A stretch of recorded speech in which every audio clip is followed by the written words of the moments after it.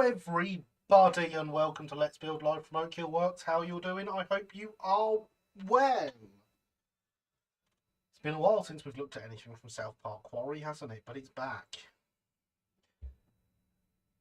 And it's good to have it back. Although, ironically, the layout isn't even in the room right now because, you know, it's a bit big to set up on the bench when I'm actually cutting stuff. But I wanted it somewhere I can run off to midstream and check things fit. Because that seems like a good idea. So yeah, the idea tonight is to get the interior of the engine shed done, which should be fun, provided it all goes to plan. Be fine, always is. It's not like we're working with tiny little fiddly bits of brass or anything.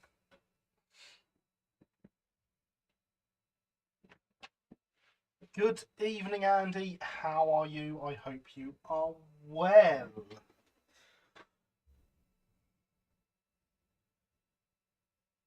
Very nice, Lewis. Very nice indeed. And look, because so many people requested Fenchurch last week and I didn't have it in here, got it all named and everything and a face on it. Look, these are the Killian faces that I mentioned on last week's live stream. So we now have Fenchurch in its goods green livery that it wore at New Haven with a very, very shiny name.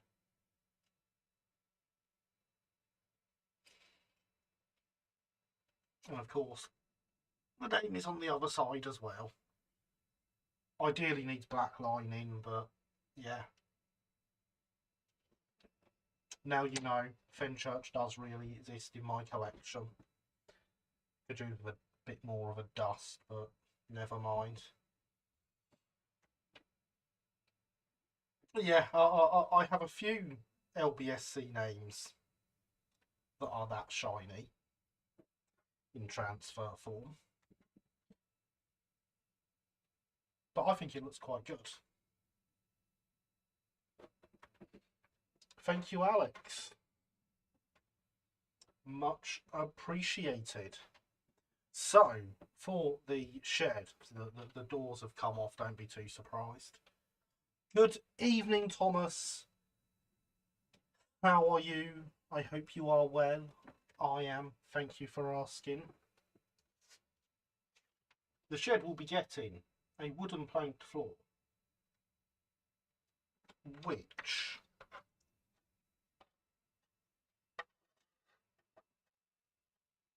very conveniently sized these wheel sheets.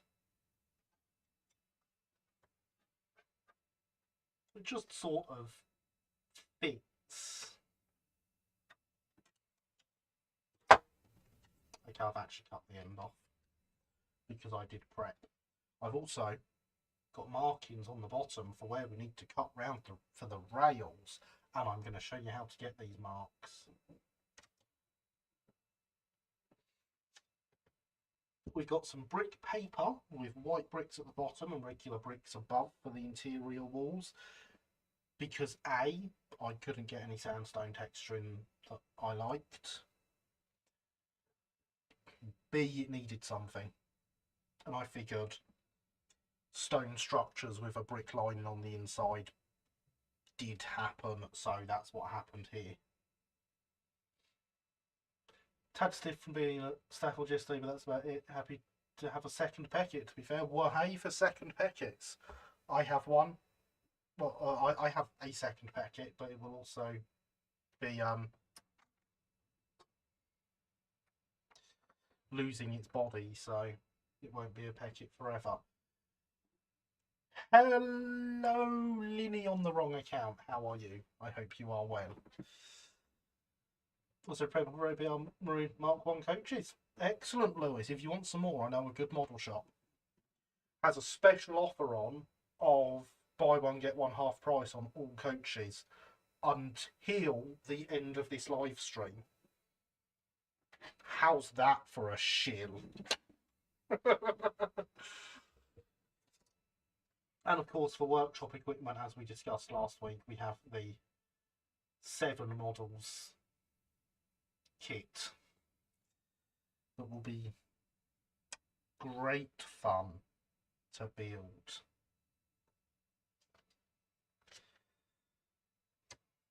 Yes, it will. But you assume my second whistle left the first one. That died back when I was attempting to fit its chassis under the lady. Stupid idea. Don't do it. I don't intend to try it doing that. The chassis for my second one is going to go under a man in Wardle.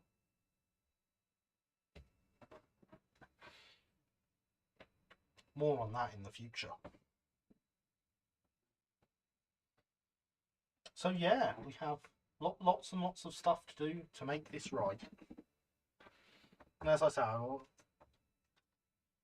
3D printed wrench, make it into the interior detail. But well, you know, we've not heard about the 3D printed wrench since it came off the printer. I've not even seen pictures of it after being removed from the supports.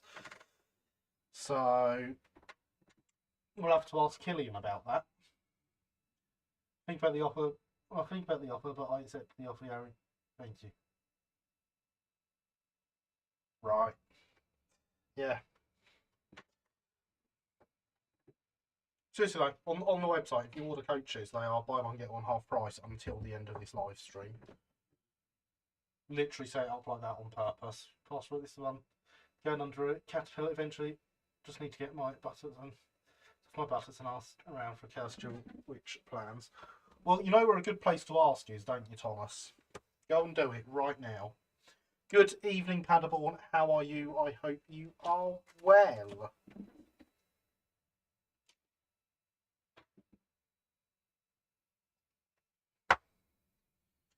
Let's move my paper before I start this, because let's not be ruining that job. Aha, proper account, Linny.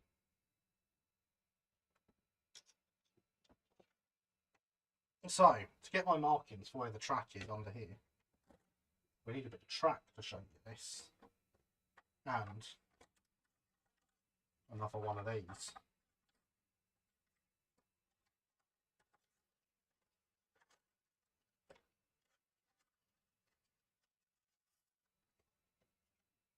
Oh dear, Linny. Oh no. Don't be talking to yourself. It's terrible to talk to yourself, especially on the internet. Never do it. Never catch me talking to myself on the internet.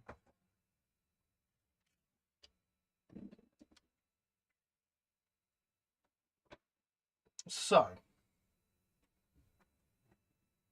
to get those markings, we take our sheet of wheels wood planking. I can words. And we take a Sharpie that I've clearly picked up the wrong one, because this has no nib on it.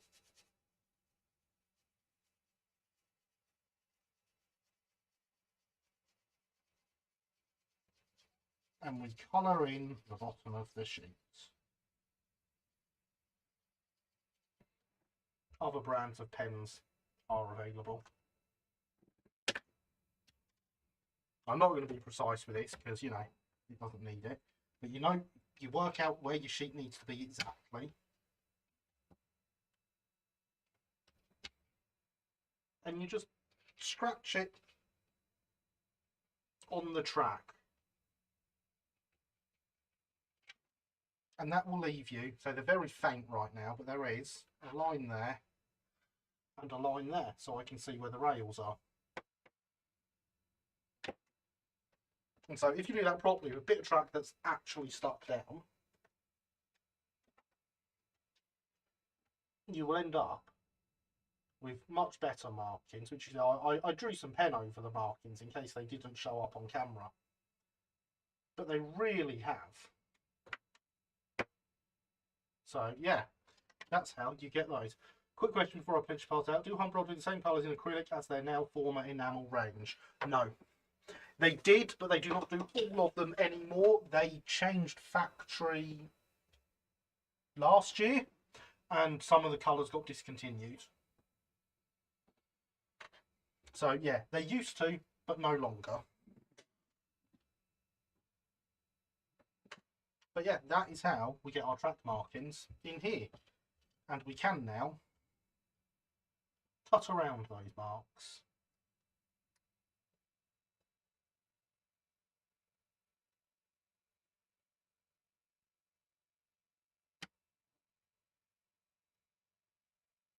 I can see these really, really well on here.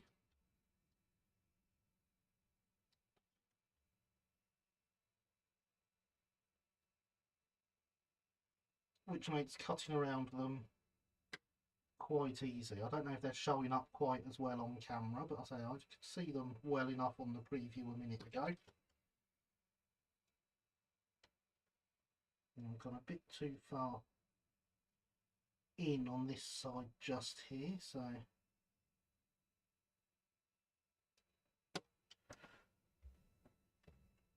well, guys, I might have to do some colour matching then. You may well indeed.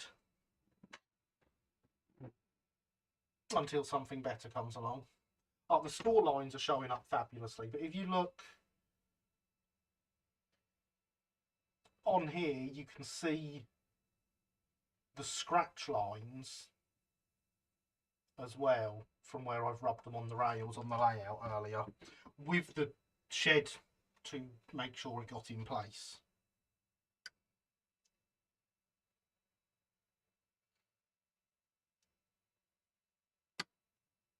And I say the shed just happens to be the perfect size,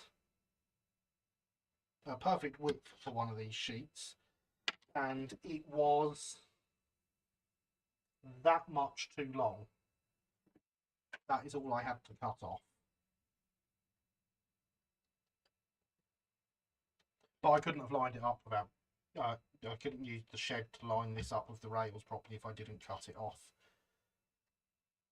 So you got to miss that. Good evening, Paul. How are you? I hope you are well. What I should do here, really.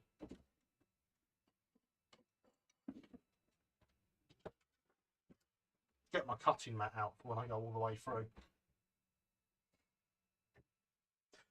Just check the chart. It looks like the colours I need are in both ranges, but that makes things easier. That depends on if the colours are colours you can currently get, though. Because some of the range is still impossible to get in acrylics. For example, black has been hard to get hold of.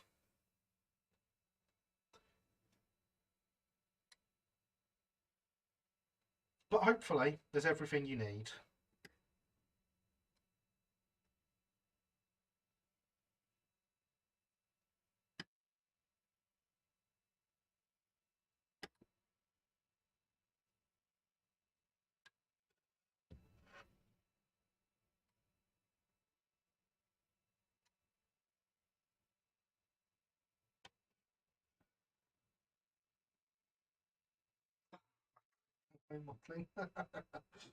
Well, the Humbrol range will be back eventually. Surely black is the same in every paint range. I mean, yes.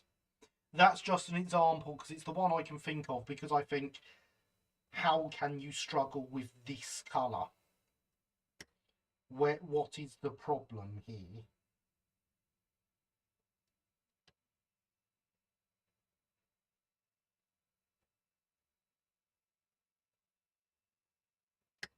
Because it was a problem for a while where the factory genuinely couldn't produce black paint consistently enough.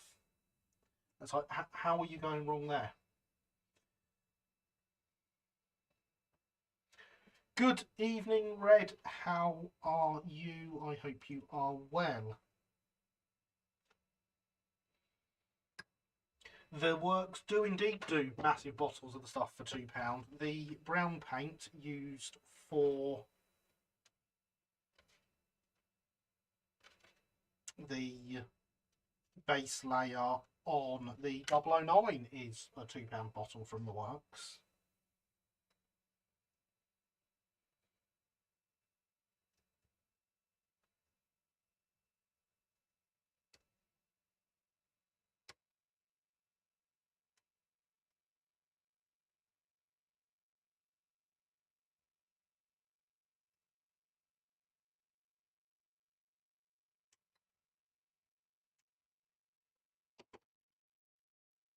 So, good evening, Lee. How are you? I hope you are well. You're not that late.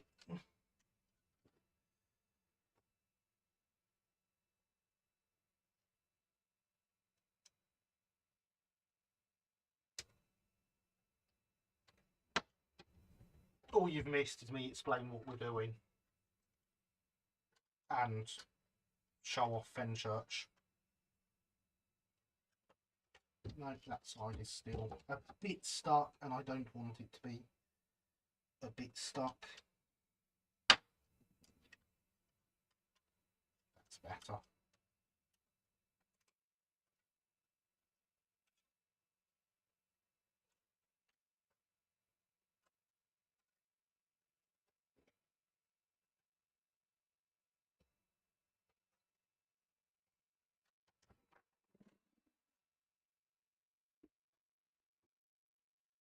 Christmas mashed potatoes, they do tend to be underwhelming. The range ones I once thought would be the same, but it seems Coke things just as well as Games Workshop to still paint. Fair enough. How's your weekend been? My weekend has been good. I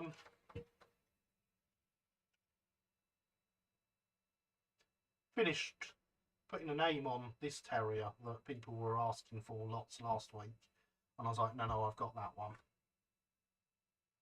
I gave it a face as well with one of Killian's 3D prints, and I'm very happy with it. It's encouraged so quickly. Not a problem. I have enjoyed watching you post images of them on the Twitters. I like getting things shipped out from the shop quickly. Happy customers are the best customers.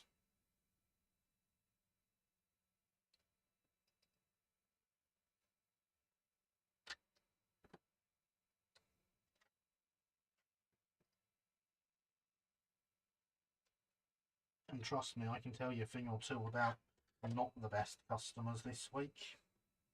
I'm not going, but I could.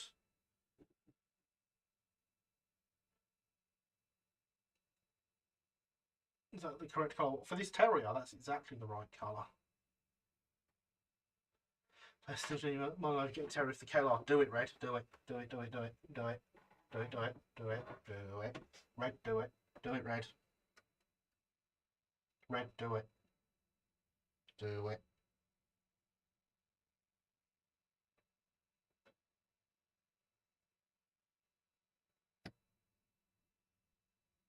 Do it, Red.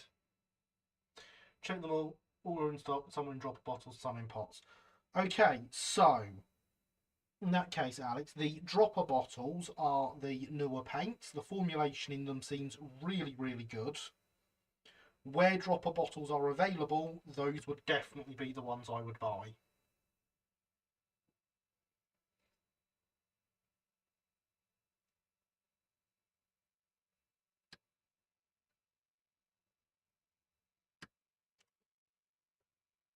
It's not the best green for terrier. I think it improves the colour for engines, but this is of course Stroudley's goods green, as worn by Fenchurch when it was with the New Haven Harbour Company before being rebuilt into an A1X. Because on its rebuilding into an A1X, it got lined black.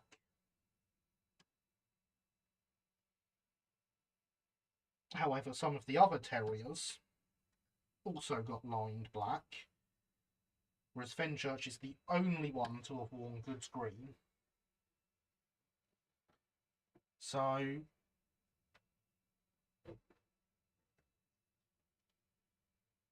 it seemed appropriate.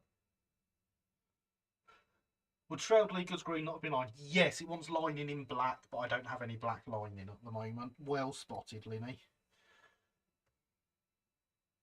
Might do if I can work out realistic way that the LBSR logo would end up in Norfolk. I'll find me a list of places they didn't end up. It will be shorter.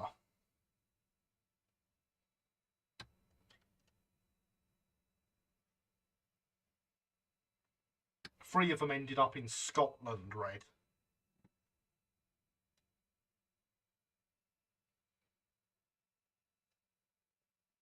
Three of them ended up building one of the lines on the Great Central.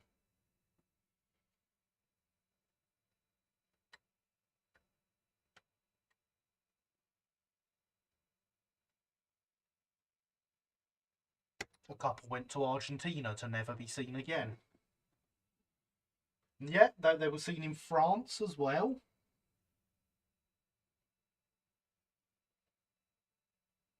On the Paris Nord line. How's the Red Terrier going, by the way? The Red Terrier has had another coat of red. But that's it. But yeah, basically, Red, early 20th century, the Brighton sold loads of terriers. Your line bought it. There we go. There's your excuse.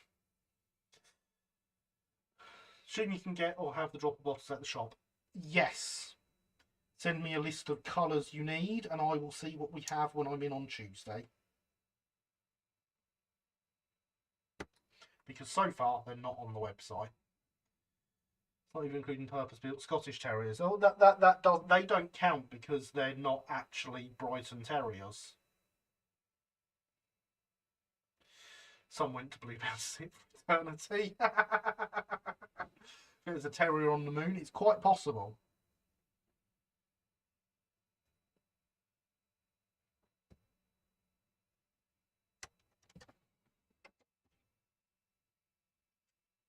This one is currently Statfold Barn.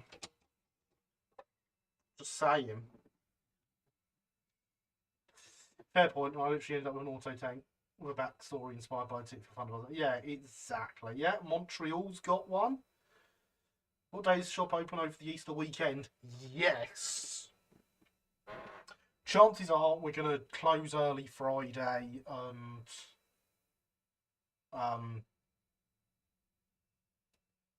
open as normal other than that.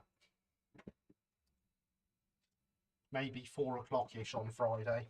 I haven't talked it over with the staff or other directors yet.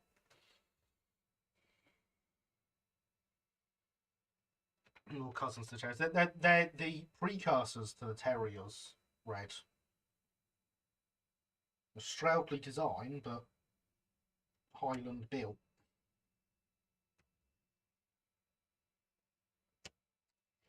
Some were built under license in Australia, but they changed them a bit to make them better for Australian weather.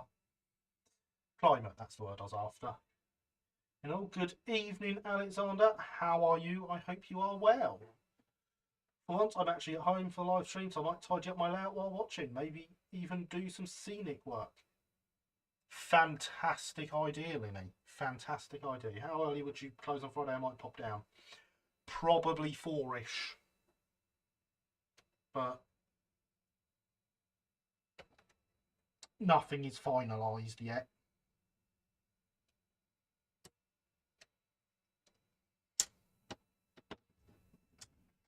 Miles isn't popular by Little Green Men, that's poor translation. It's actually Little Engines and Improved Engine Green. Exactly. See, we all know how it works. I might get a Hornby BR Black Terrier and a Southern Green Terrier. I thoroughly approve. The Hornby model, the new Hornby model, is the best ready-to-run terrier there is at the moment. So doesn't Australia use a really weird gauge? Probably. 4 is fine, should be okay to pop down before that if I make it to Eastbourne. Excellent. Right. I am going to go and check this on the layout. Back in a second.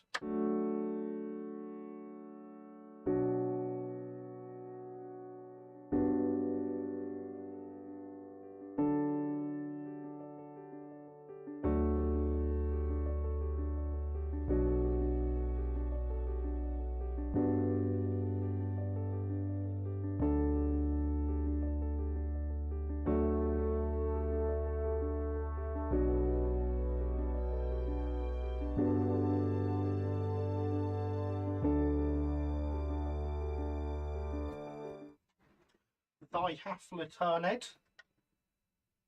This one wants to extend a bit further back, but other than that, it's absolutely blooming perfect.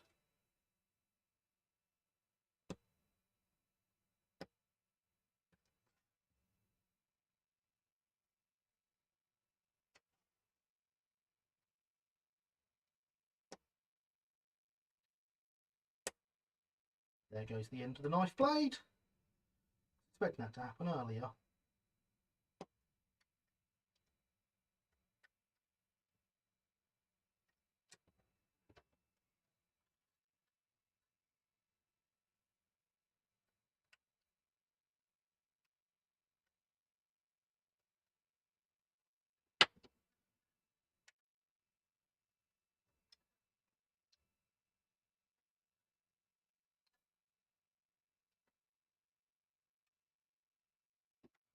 Right, so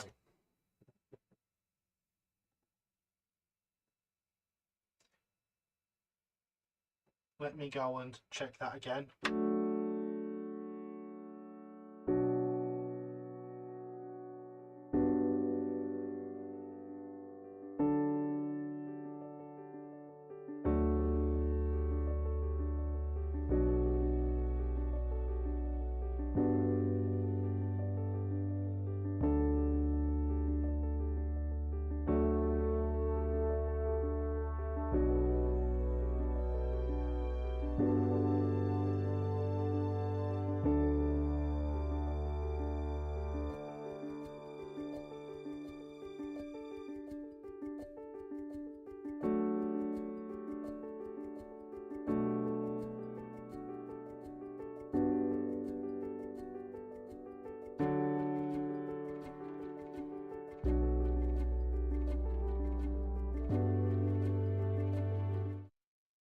I have returned once again because I am awesome like that.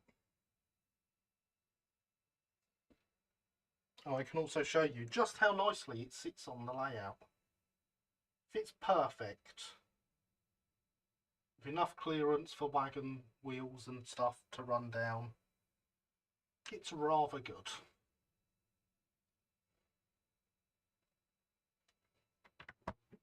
So that means we can get on with the rest of it. At least that's the theory. But in the meantime, remember, hydration is important.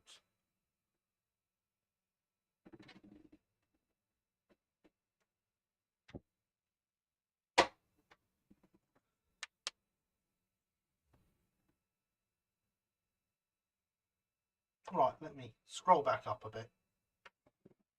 Closing early, I'll get in earlier. Fair enough. So hi to you two then. That's fantastic. You can peruse our ways in person. Do you still have those repeater icons in SR livery? Yeah. No one wants the SR livery. All the rest are sold out. Shame that. So most of Australia uses 5'3" broad gauge. So Eastern Australia uses one gauge and the Western Australia uses another gauge. We literally had an Australian guy in the shop this week explaining it all to us. It was rather fascinating.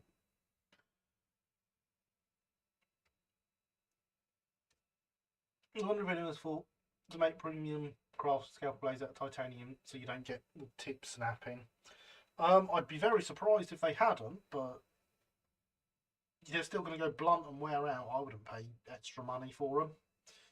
That's really nice. It's Royal Mail telling me a book I ordered has arrived. It's interesting. I can't see it.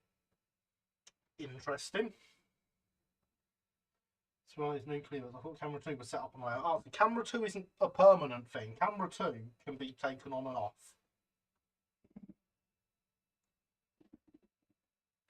It's around here somewhere.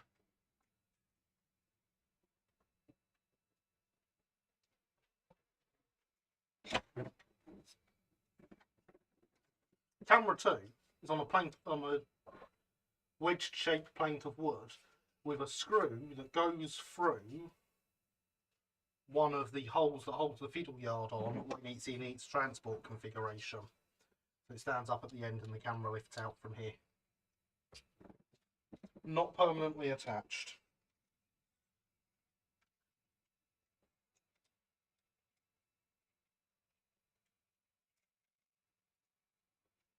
and not with enough cable to reach for me to plug it in tonight. Yeah, the Aussie gauge split is interesting. Indeed it is. So yeah, with that done, and able to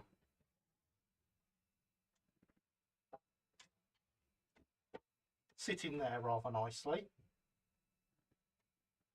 Actually sits a lot higher than that when it's actually on.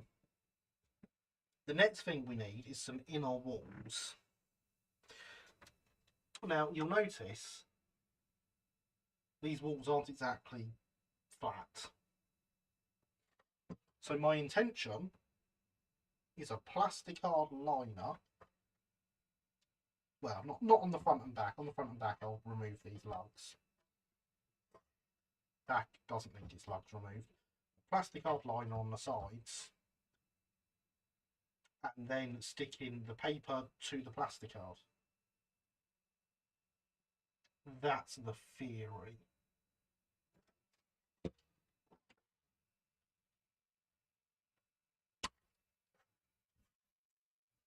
If it was just these lugs at the bottom, I'd remove them all the way around. But the inside has really annoying ones halfway up as well that are significantly thicker, and then even more right up at the top. It is highly unhelpful. I assume they're part of the moulding process. They're probably like, you know, they're where the pipes that actually put the plastic into the mould are. At a guess.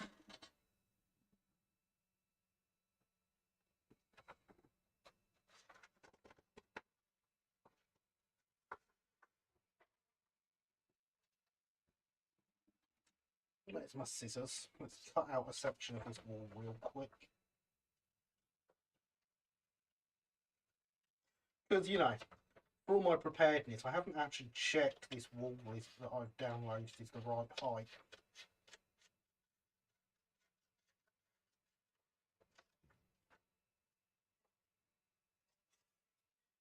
It's relaxing to watch this. Glad to hear it. Don't want anything to be too stressful.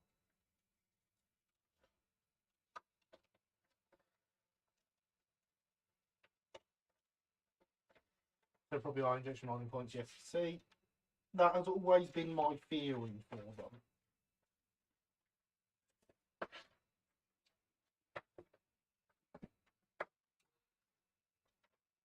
They're annoying, but there's worse things in the world.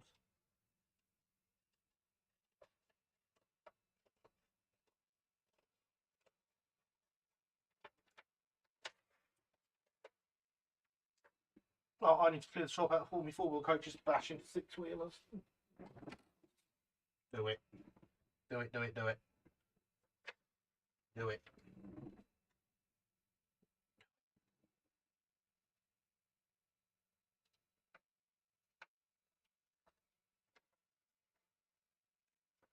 I have a few for bashing purposes here, actually. I think I've got 6 here for bashing purposes. Maybe even 8.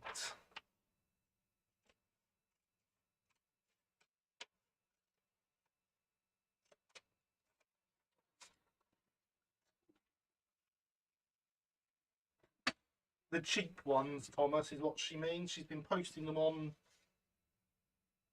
RM Web and probably Discord as well.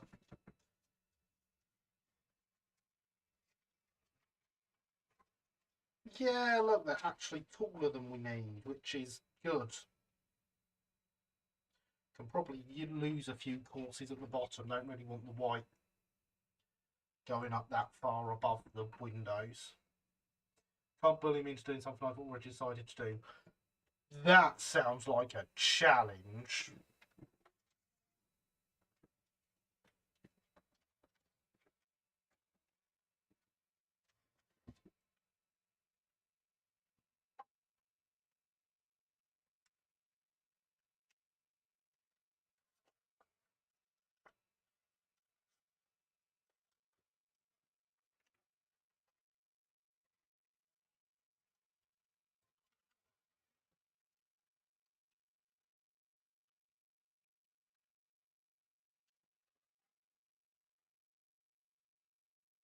Doesn't make a bad interior, that does it?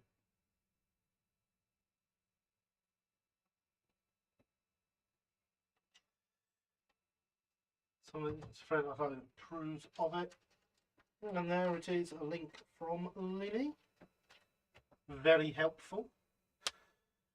It's easy to claim success. Exactly, Andy.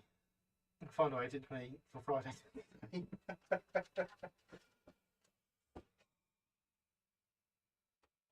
Yes, if I do it at that height, where they're only just coming up above the bottom of the windows, I think that's more sensible.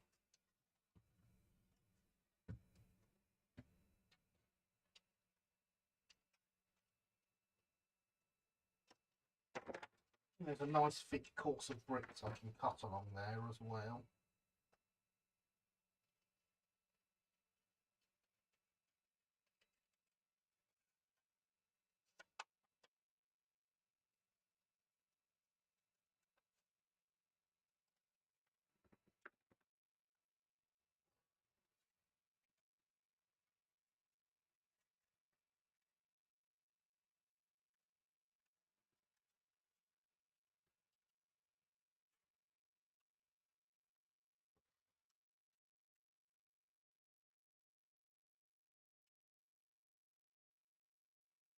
Yeah, I think that gives us a nice interior wall, don't you?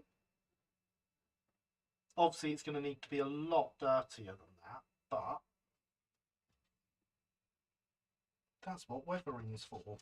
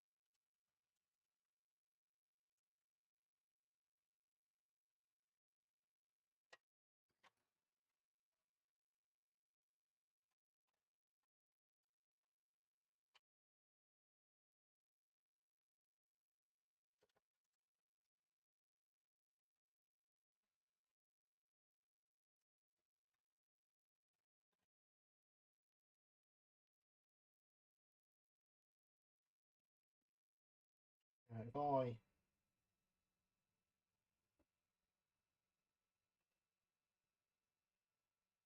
There we go.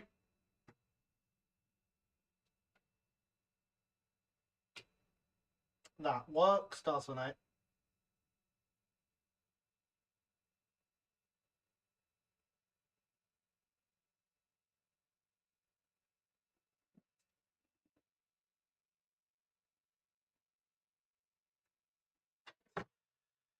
Sure, I'll show more with the next ones if needed. Do always show more. If you can show more, show more. I remember seeing similar image on one of the threads in Discord server, and now I have a project I want to do when I've cleared my backlog out. Excellent, Thomas. I thought that looked really nice. Liking the shed too. I'm glad someone's liking it.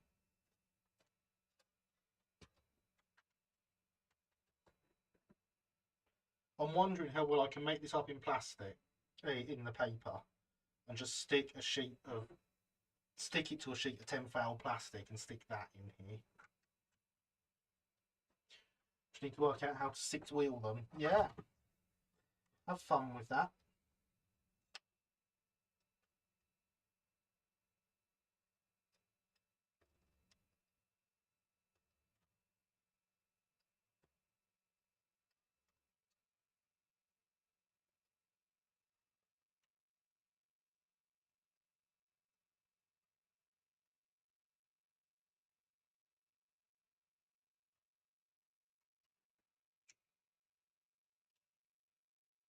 There we go, you can see what I'm doing now.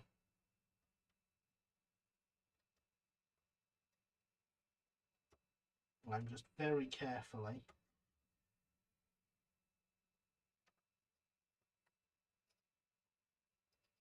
marking the paper, admittedly with the knife, which isn't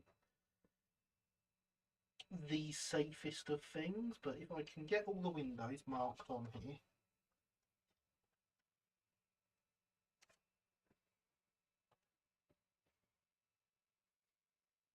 I have to get one of these shed kits for my lad. Fantastic shed kit. It is the ratio number 522. Only I've shortened it down a bit.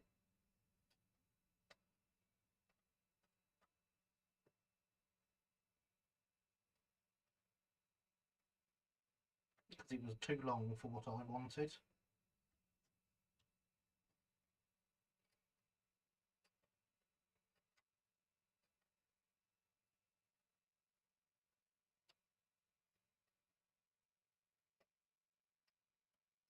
Which, the fact you can do that shows the versatility of the kit. It's certainly not designed for it.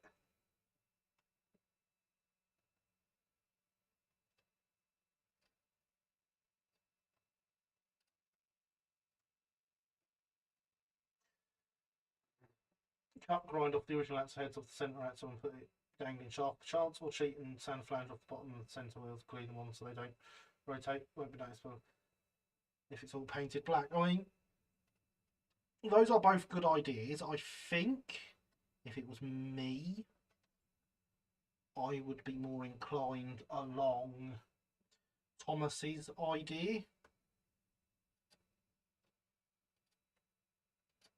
There's a chassis to be able to go under them yet, because I don't have one of those either.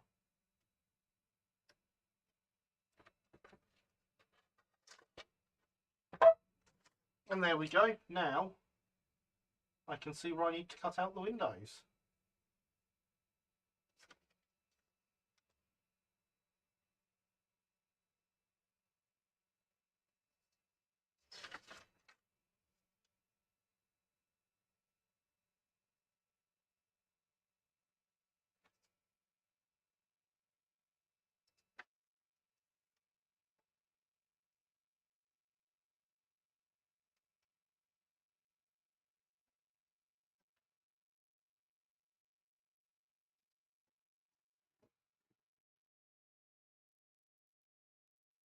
Proper way to do it would be to buy Brassmasters came in some number 3 etched kit. Yeah, but who's got time for that?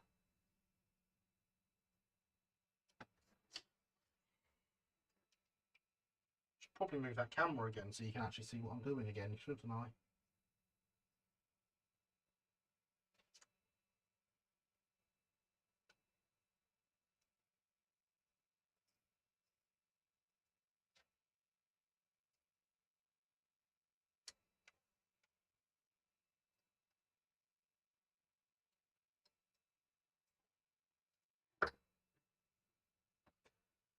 Does depend on the wheels I use. I'm not using Hornby chassis as it sits too high.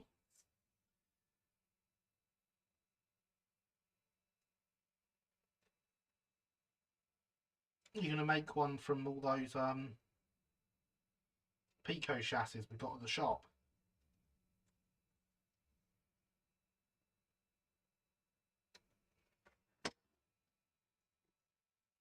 Plenty of proper ways, but the fun ways are when you bodge it and it's just right where it's absolutely solid and works wonders, you know, always. Hydration is important, says the bot.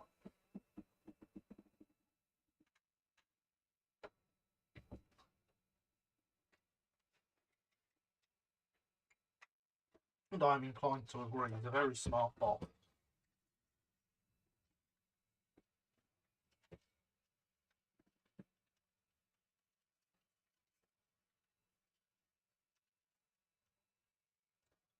So now we can see through all those windows again.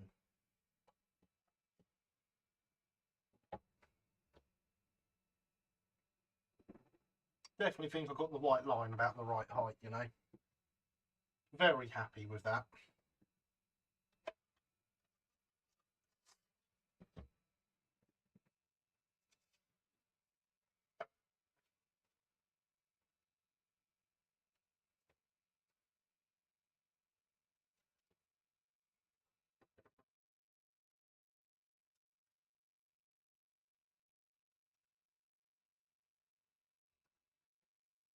My Drummond 0407 tank, Midland Railway 895 is now called Noble Yeat after the horse that won the Grand National.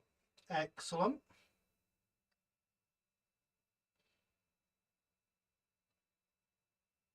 Well, I like an engine to have a name. Proper engines have names. Just ask Mr. Stroudley. There's the Monty Python quote. It's tempting to set that up, I'm not going to lie.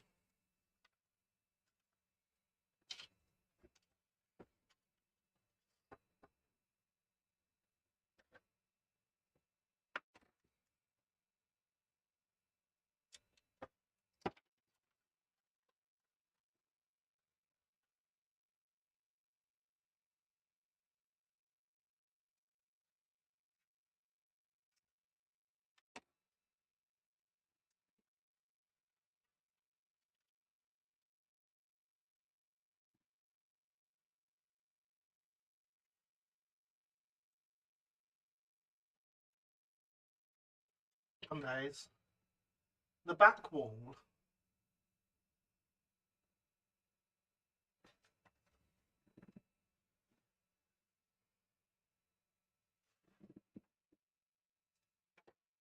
Is that actually? No, it's not. That leans inwards.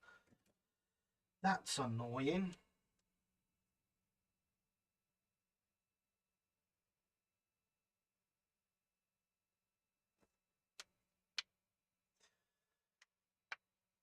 I don't know.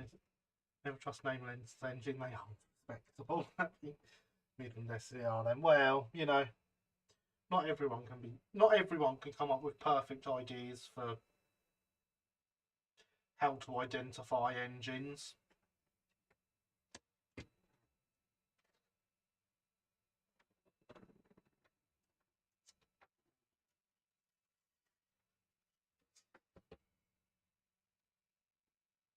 So if that's not flat, I'm tempted to cut these out.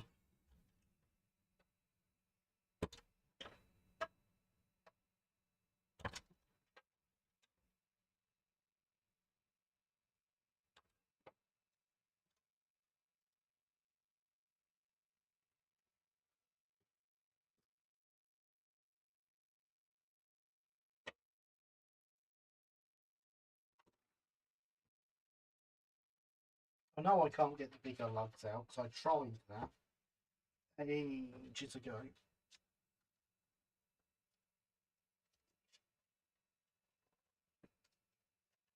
But I wonder if I can just get that glued in there and it'll look all right.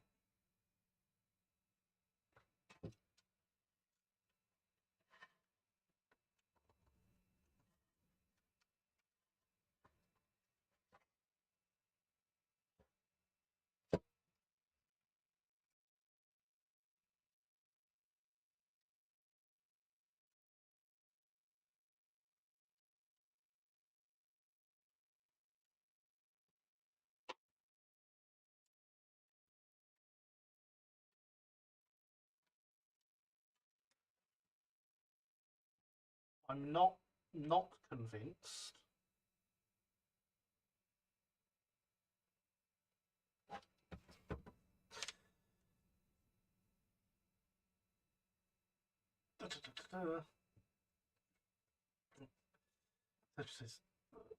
If no knows mine for us, SECR bias here. Never, none, never. If the LSWR named an engine, see, even the LSWR got it right once. Bomb engine names follow the theme for the most part. No names might. Of Christ, please use some side cuts on lads and knife. Jumping down is scaring me a tad. I mean, I'd love to, but mine are a bit blunt. And the knife's got a nice, sharp, brand new blade in it. What's the worst that can happen, right? It's not like I'm going to catch my hand and slice through a tendon or something. Right? 02 number 185 Alexandra. Ah, interesting. Oh, I take it all the other named engines were that the LSWR had were purchases from from other companies then.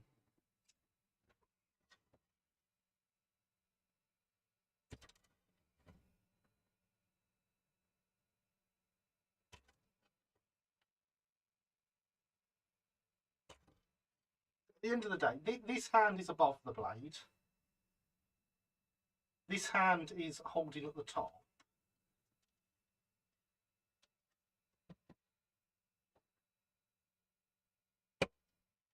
I'm not going to slice my fingers this time. But everyone else should listen to what they're saying, because it really is a sensible idea. They are right.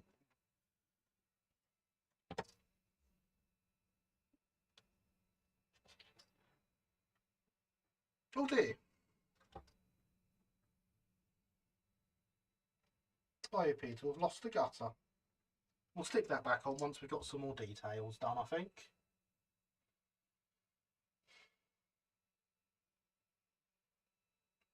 Blunt's better than not having scars and painting the shed red. No, no scars on me. No. Doesn't matter if they're blunt, they can take most of the soft plastic off and you can file the rest off. You've never cut yourself. No, never. No, I loaded the BT locos on. Ah, fair enough. Lots of named engines then. BT knew what to do. LMS shed then if it's red. Exactly, Will. Evening, also late to arrive for the party. Hope all are well. Good evening, Bob. I am indeed well. I hope you are too.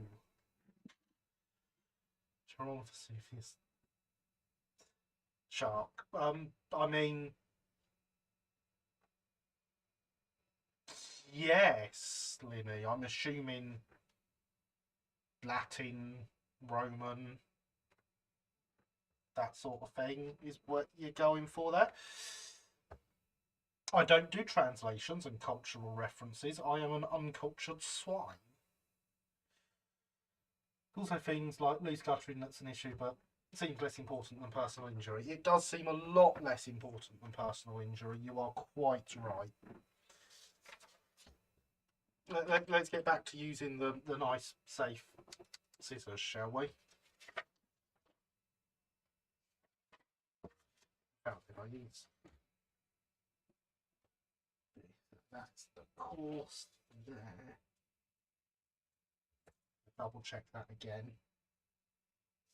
Yeah, it's that course there.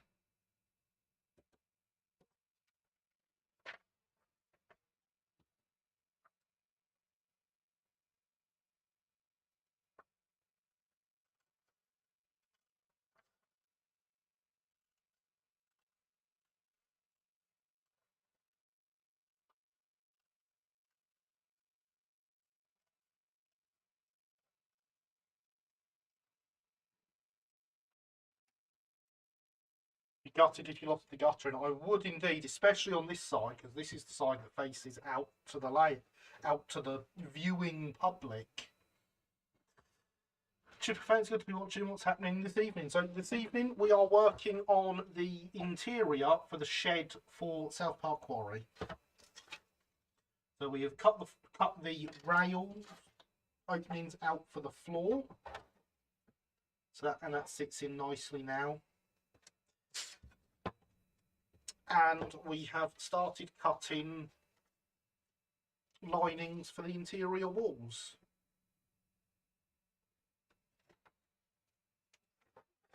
We also have here the 7 models workshop interior kit to make up various tools and brackets and things, and it's totally not daunting in the slightest, knowing how small these bits in here are. So basically we're having lots of fun, Bob.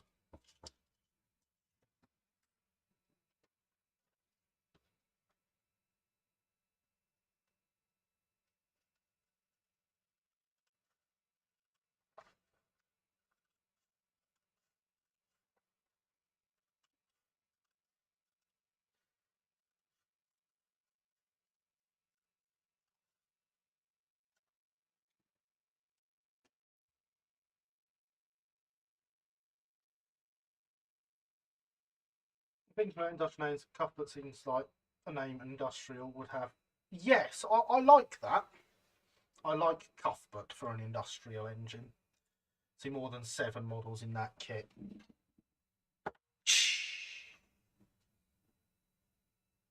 Hydration is important.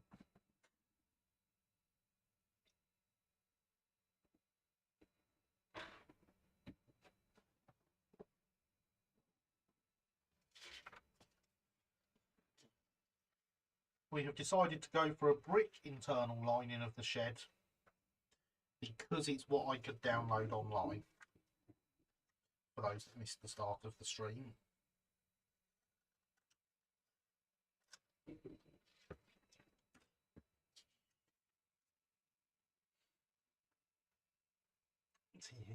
The quote Tom Scott, 2 drums and a cymbal fall off a cliff. Exactly. I'm going to write on this. No, I'm not, because it's going to show through if I do that. Normally I would, but no.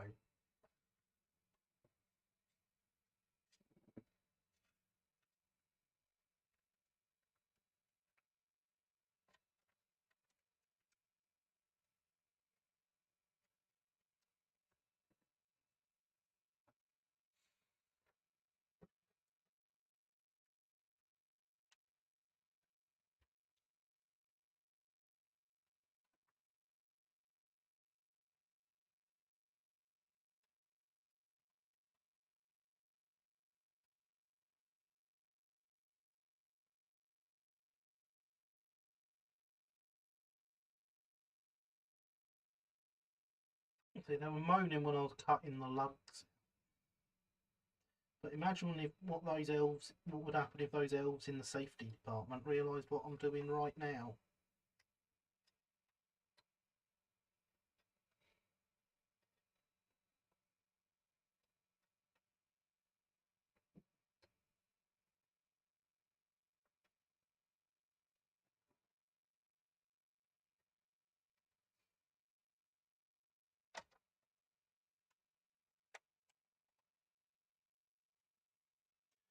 Okay, Lewis. Have fun.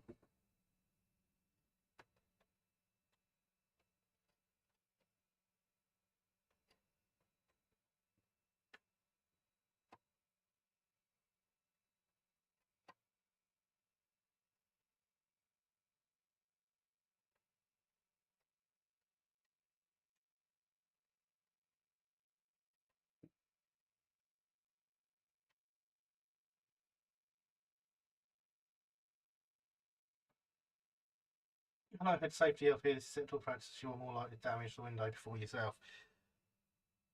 I mean, I don't think the head safety elf quite realises what I'm doing when he says that.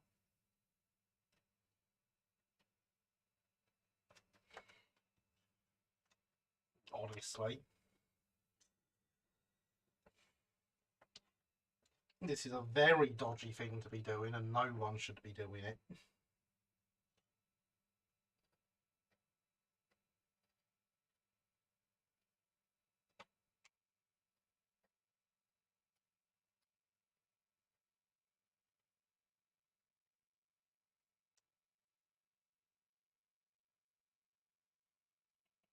So locos turning black, we can't have that. No, you can't have black locos. Boo, they're boring and boring.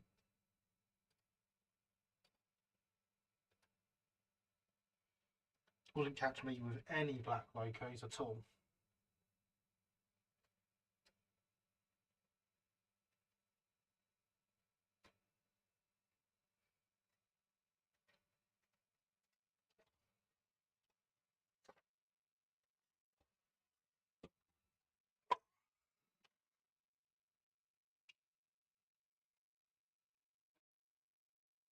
Tell you what, the end of that blade really tickles on your finger. But you can see the windows shapes on my finger now.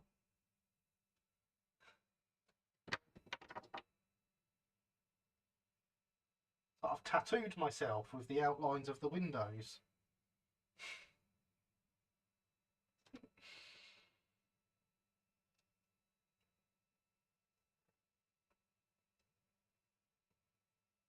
How about black locos with red line and LBSC on them?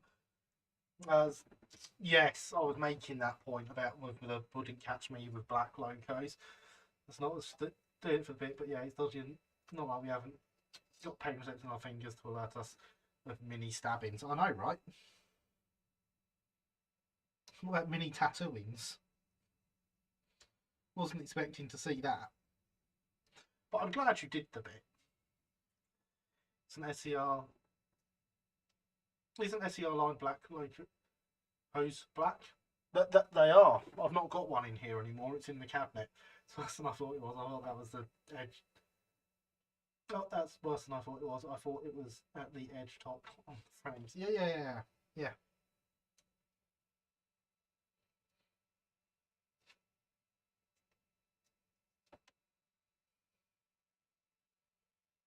I was holding the paper in place with my finger and cutting through the edges of the paper, so I had lines on there.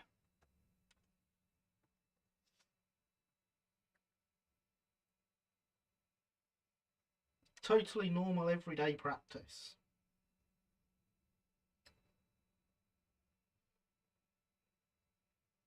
I'm a responsible YouTuber. Don't do what I do.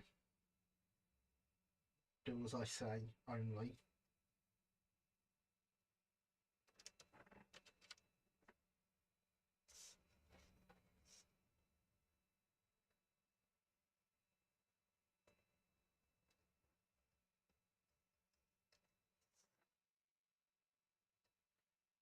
Yeah, use something that isn't your finger.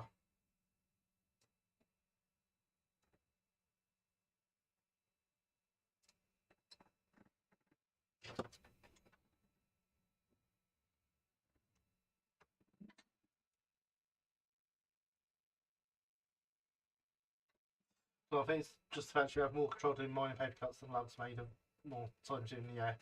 Maybe. What catastrophe are you responsible for this time? Just my mini tattoos. I've wiped them away and you can still sort of see where they were.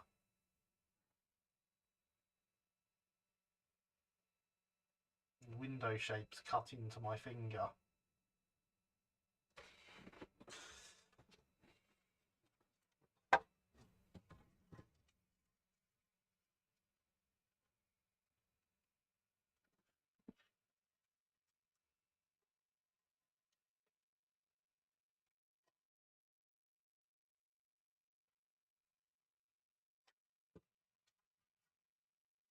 Now I reckon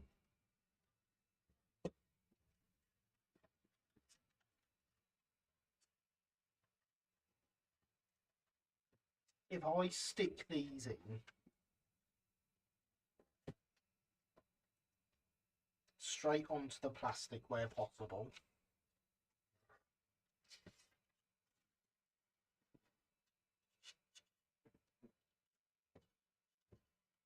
this one will have to be cut down slightly.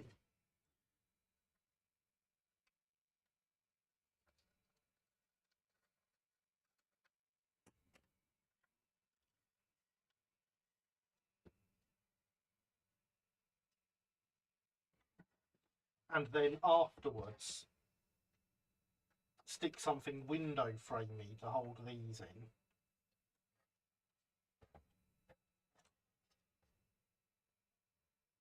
Then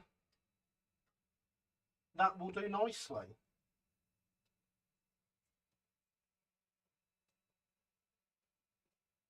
No kill tattoos, exactly. Sorry, a model without scars on the hands isn't a modeler. Very true, Alex. Hello, Gary. Welcome back, Lewis.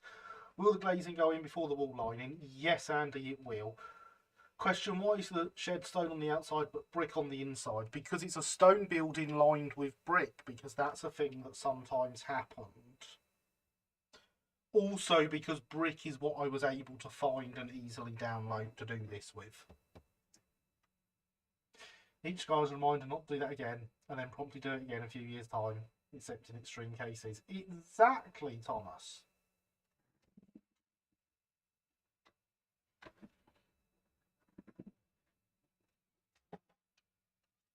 We've still got one more wall to put some lining together for, though.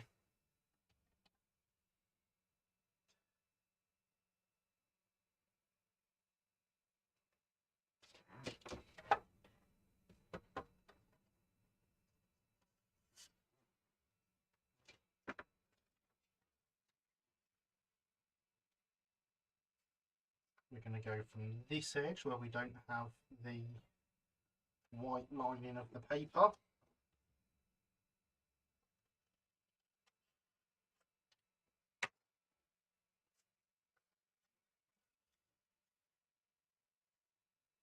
And go back into its position at the back.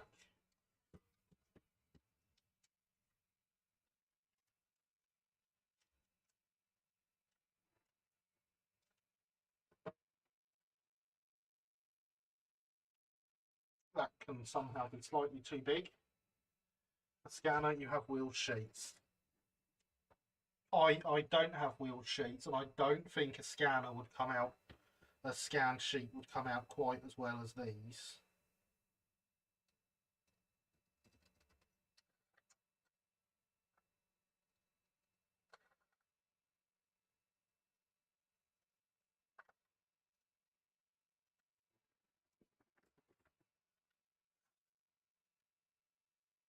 That's better.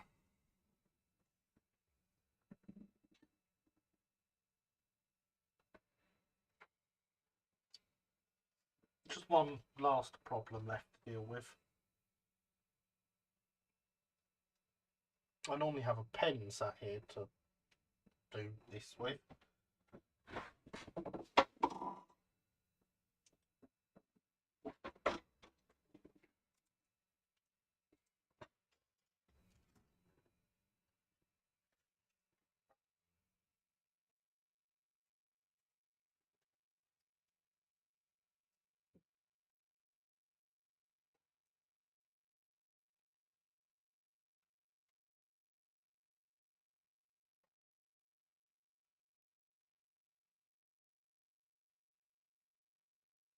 See, this hole is just slightly too big for my finger to fit behind.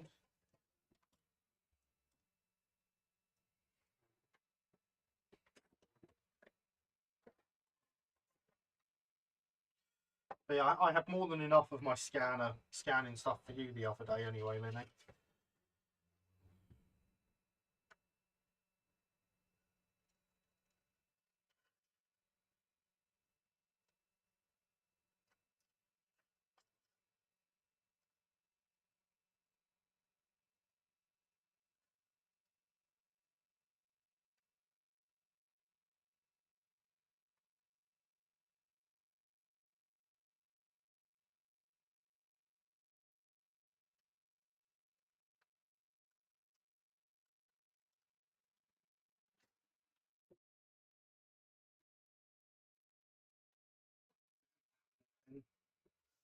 No.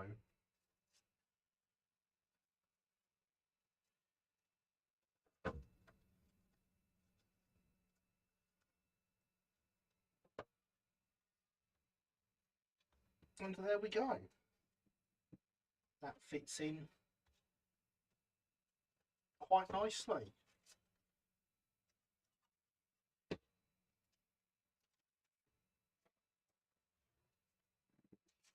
So we now have our inner lining for the shed.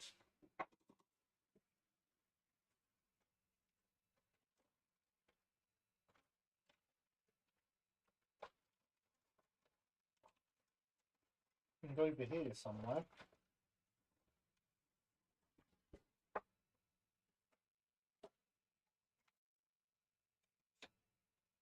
we have our glazing.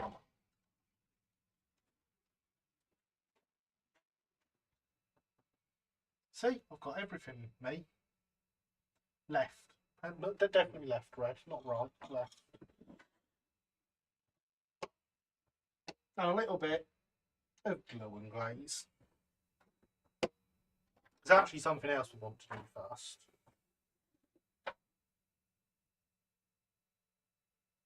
I'm just looking for my paint, which I think I haven't left, which I must have moved elsewhere. We really want to get some blue paint on these. As you would generally expect to sell a pen £10 ago in the phone, all the phone colours, you can't refill it yourself, so it ends up in rubbish ship. But most older iPhone models probably only lasts about 5 minutes as well, like literally like half a side of A4 or something, Thomas. So for my present's been brief, but I've got an early morning work tomorrow night. I'll see you in the morning on Discord. Good night, Red. sleep well, don't work too hard, and all those other things I like to say. Back in a second, everyone.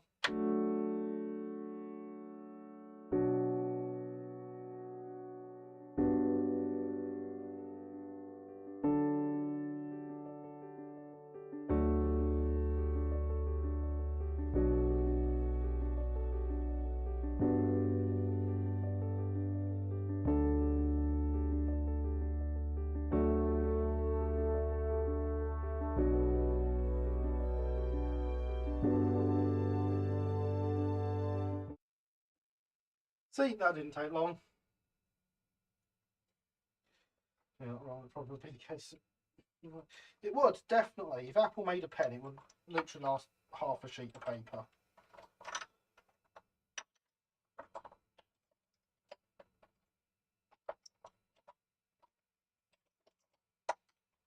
I have too many of these.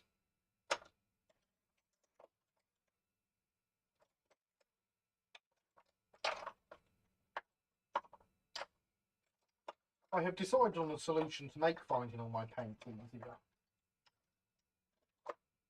I just need to get round to implementing it. By which I mean finding an appropriate product. There it is. Work on Monday. No understand the concept. I know, right? See, I have a wall underneath my spray booth. That is the wall. I have loads of these. I want to get a mount for them, so I just mount them on the wall like that. And then they'll be within arm's reach of me here. Just have them all on there, and I can see their lids, see what they are.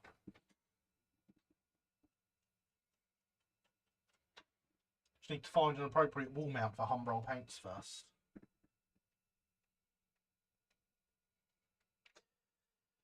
And there is a link to Patreon. Go sign up to my Patreon. Or don't, you know. That's how I push my Patreon.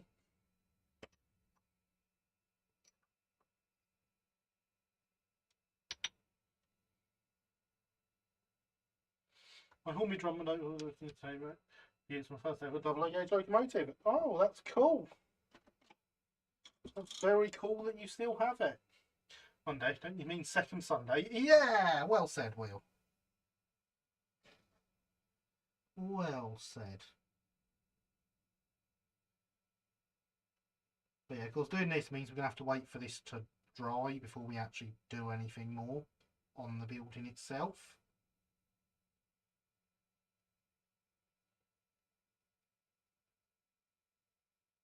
Annoying, but not the end of the world.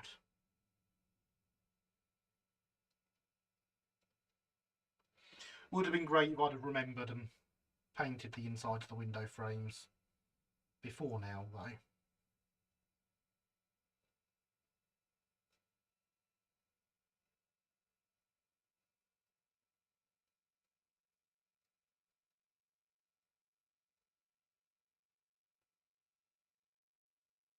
Also going to need to get a couple of little lights in here.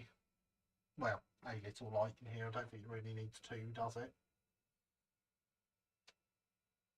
All the other family, like, it's best pen ever, and I'll be stood with my better MVR pen. Like, yeah, sure, I have penning for years, go away. And I'll be stood with a cheap pen that I got out of, like, Tesco in a pack of 25 for less than a tenth of the price of the Apple pen. And I'll be like, yeah. Each one of those 25 will last 200 Apple pens.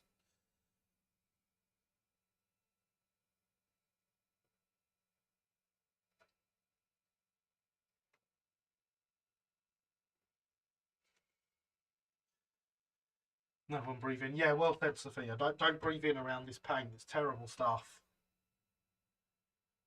Because currently sending it to an older Mac laptop with an iPhone and it's to them. We're unemployed every day is Sunday, but not in a good way.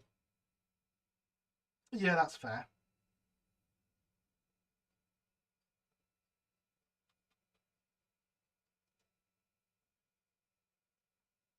I'll tell you what though, not working Mondays is fantastic.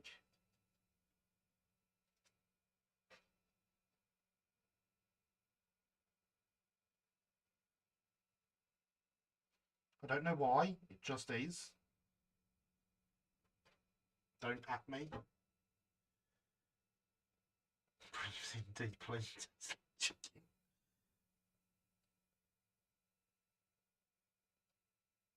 I assure you, this paint does not taste like chicken.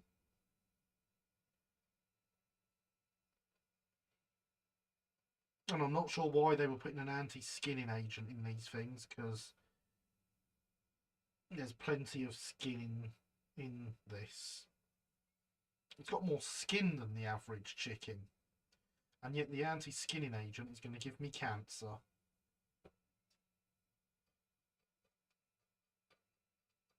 Oh, the ironing. Can't sharpen a laptop. I was at the shop. Our closed day was Wednesday, which was nice. Getting a break midweek. Yeah, I can see that.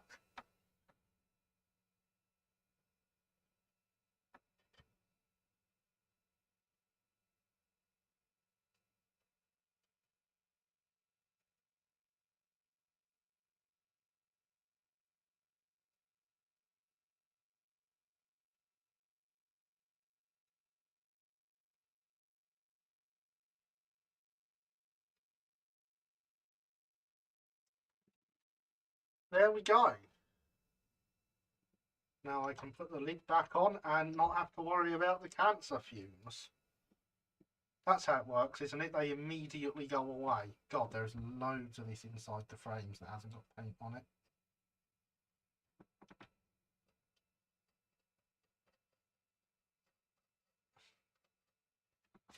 Just don't look too closely, you know. That's my advice.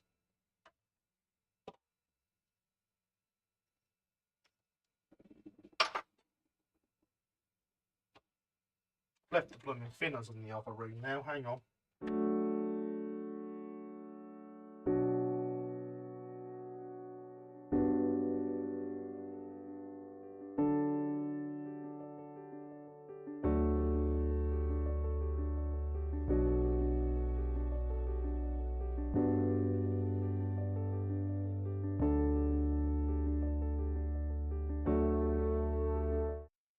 And by thinners, I obviously mean pot of white spirit that I use for cleaning the brush.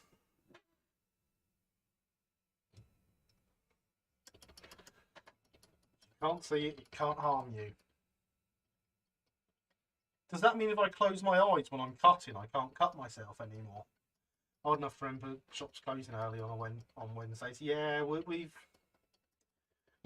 discussed your age before.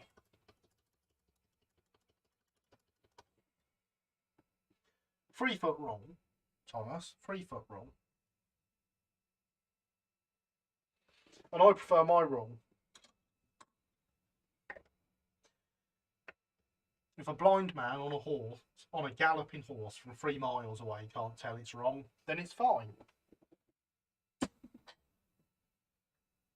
I like to think I have always met those standards.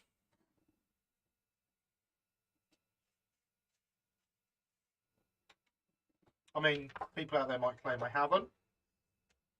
I claim those people are wrong. So I guess we should build some of this whilst we wait for that to all dry and stuff. What's a blind man doing a horse to begin with though? Looking at my modelling, obviously. What else?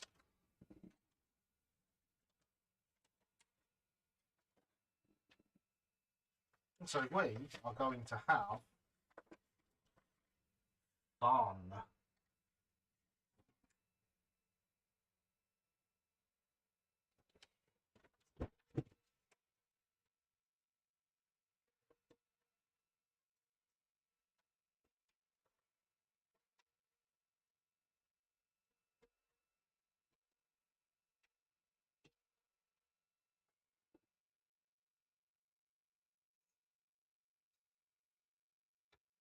when TV shut down at 10 p.m.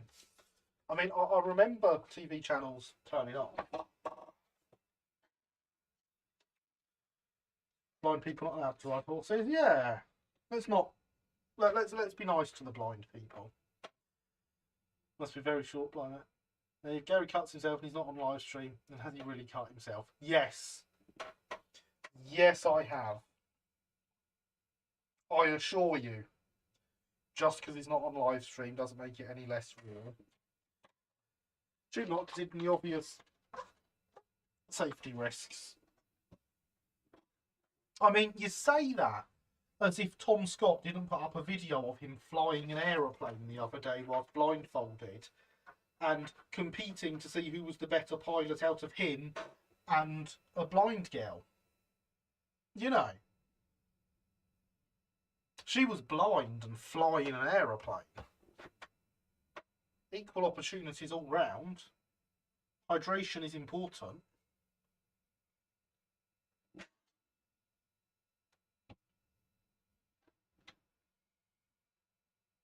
Do I have to do this level of detail with my shed? Yes, Christopher. Yes, you do.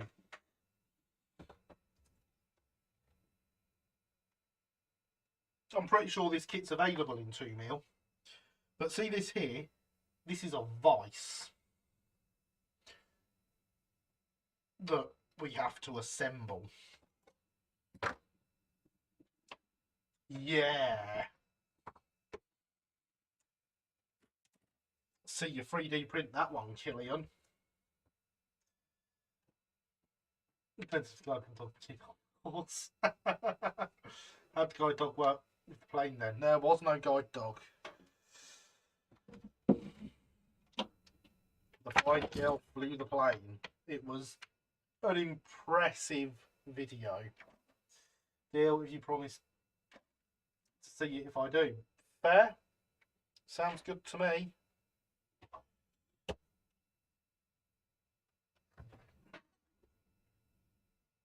I'm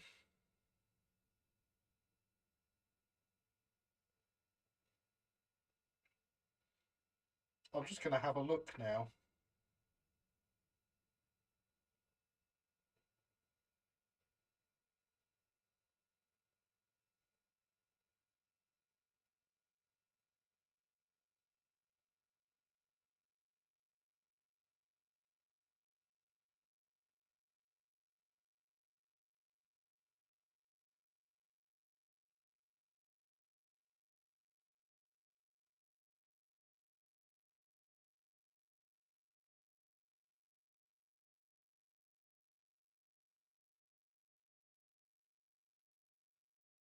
He doesn't do exactly the same kit in Engage, but he does one reasonably similar.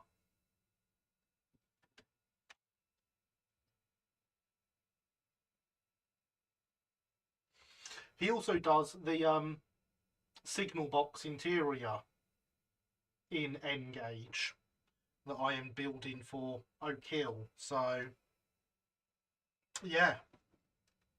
Lots of detail, Christopher.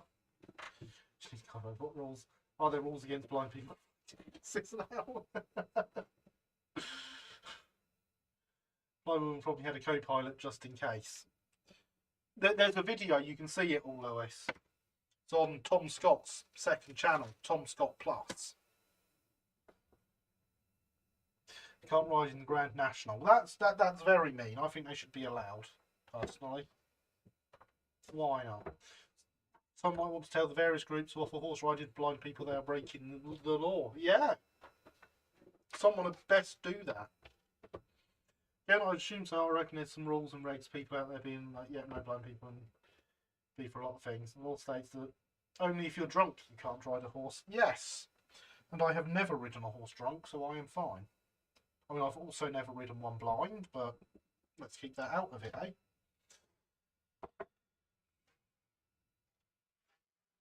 So,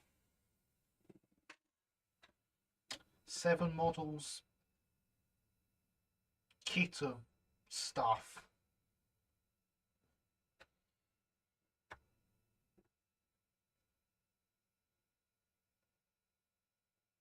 I cannot believe I am doing this. We obviously want to start with the workbench because the workbench can sit in the corner. We know where that's going to go, so that's where we're going to start.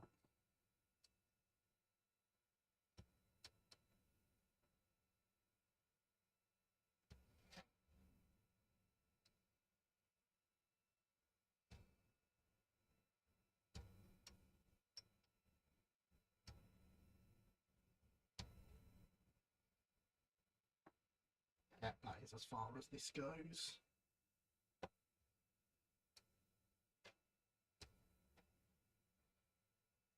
Tell you what, it's the working out what part is model and what part is sprue.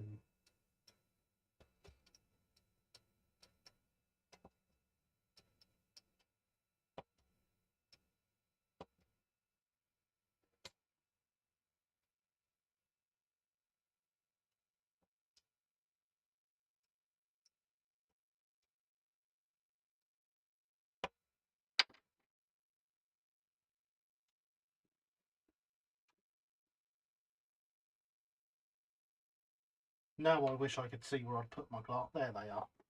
I'm going to put my glasses on.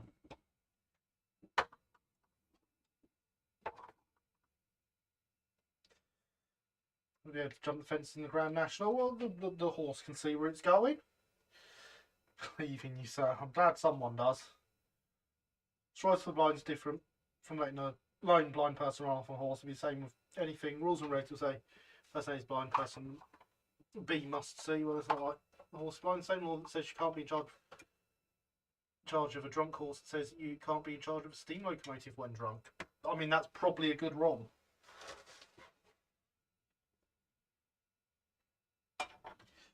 Closest I've ever come to riding horse when I tripped over my close horse. So people do realise that horses are sentient beings, not a cart, so it's not going to run into things because the rider can't see. Are you sure? Are you sure, Alex?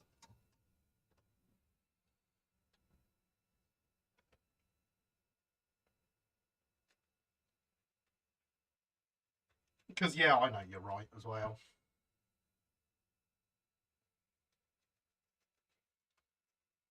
Horse doesn't jump a fence without a jockey. I've seen horses jump fences with no jockeys on.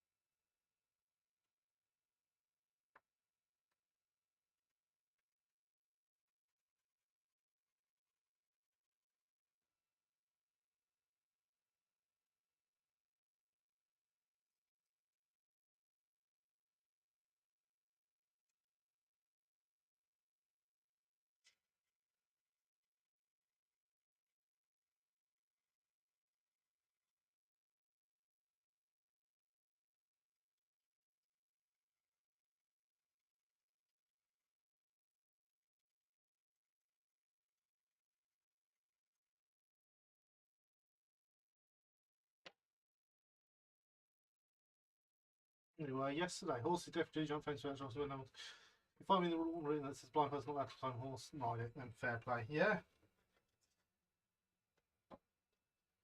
I'm certainly not aware of any law that says that.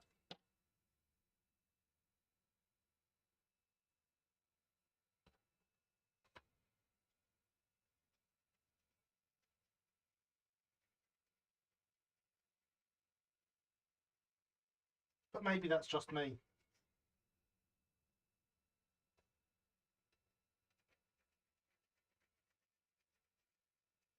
Also, more importantly, I was making a stupid analogy.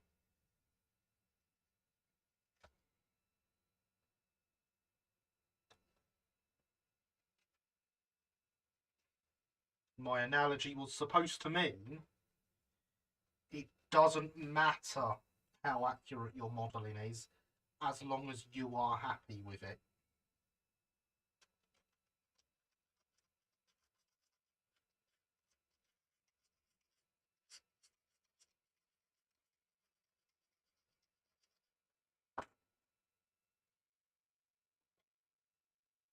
Listen, the Grand National Band, that barbaric circus should have been banned decades ago, but money, great. Yes, I definitely agree with that, Alex.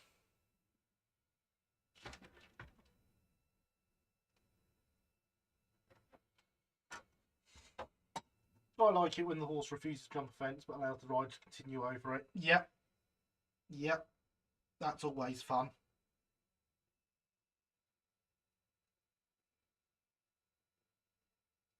So I want to fold all these bits down.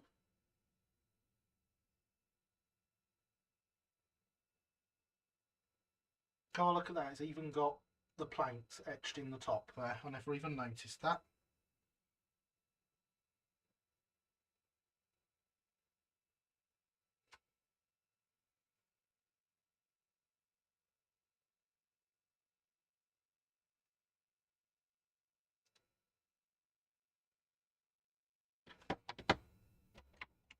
I want to turn that on really and let it heat up.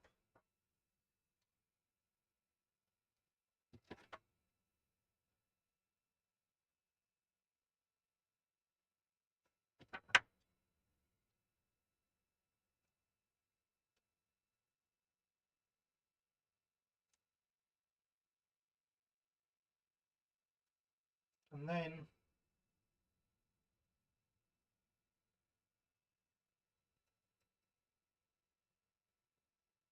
that folds up, but these could use a bit more bending.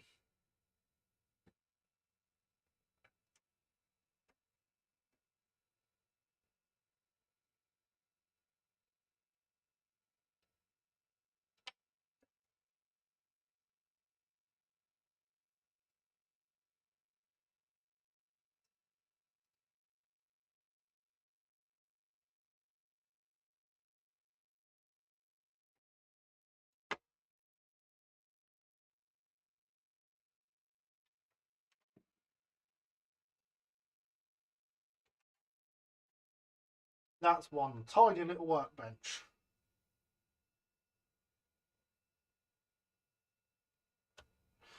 Okay, so it is indeed that time of the week where I ask what you are up to this evening. What a great way to break up this conversation, eh? I love hearing about the projects you are working on or have been working on through the week. Let me know. Always, always fun to hear. Let's enjoy racehorses yeeting their jockeys into the shadow realm. Yes, that is also fun. Wonderful conflict. I never said it wasn't a law. I never said it was a law, just rules and regs which can be different from organisation to organisation, but I'd assume knowing the human race, most places would be against it due to their perceived safety risks. Nothing like that. So, I perceive safety risks sense of a blind person on a horse cannot feel lumps and not trot out, so could trot out into traffic. You do realise again that horses are sentient beings and understand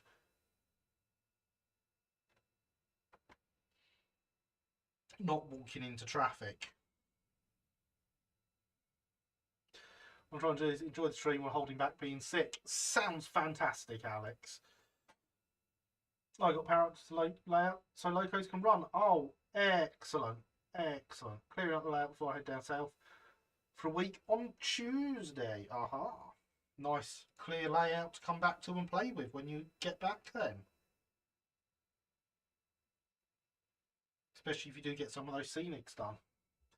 Watching this and playing my R17 while I think exciting thoughts about the upcoming project. Excellent. I approve of exciting thoughts about upcoming projects. I'm more than familiar with them.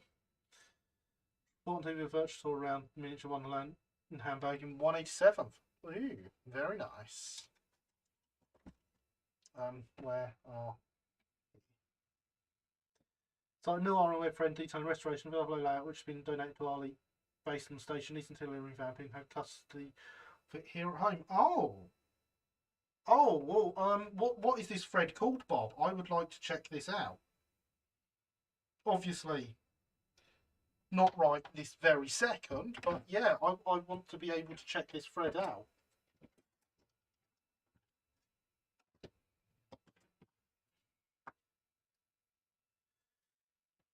In fact, horses are so sentient to their surroundings, there is actually at least one guide horse out there. There is, I was aware of that, but didn't want to bring it up.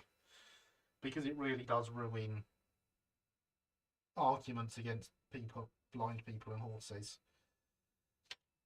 There we go. I knew that was going to get hot, but I didn't see any way of holding it together with these.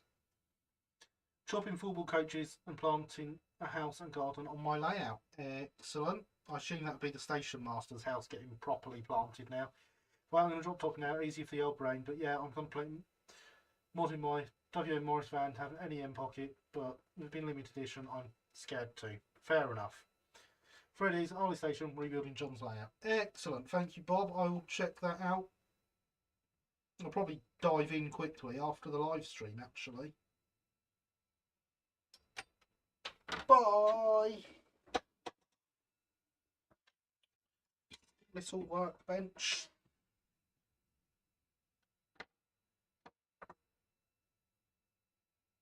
We're going to pop some blobs of solder across the bottom as well to hold this shelf.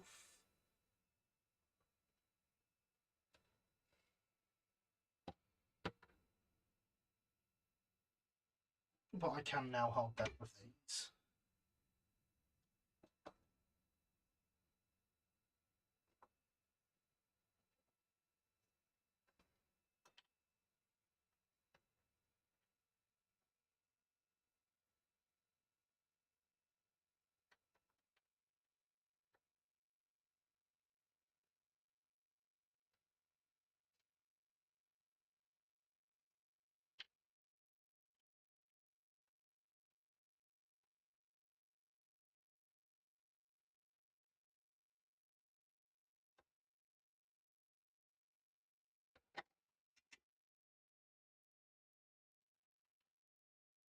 Oh yeah, this is rubber and melty, isn't it? I should remember that.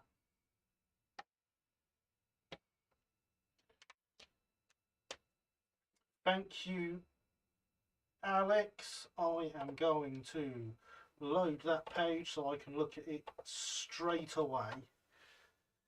Starting sorting untouched wood car kit dating back to the 70s, US Southern all-door box car, an unusual prototype and kit I've never seen before. Oh, fantastic. Fantastic indeed, that sounds good. You need an assistance dog, but you are riding dogs, you can apply for a service pony. Way, service pony. Sounds fantastic. Was that Fred earlier? That was you. I've actually been bitten by a guide dog. Stop laughing. Back. Can I laugh at the front? Right. This is the top of the bench. Yes.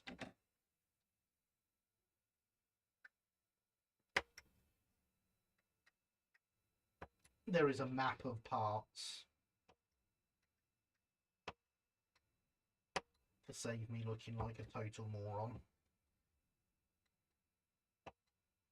Which is nice of it. I appreciate when things save me looking like a total moron. That sounds interesting. Will you be posting pics on Discord? I do hope Andy will be posting pics on Discord.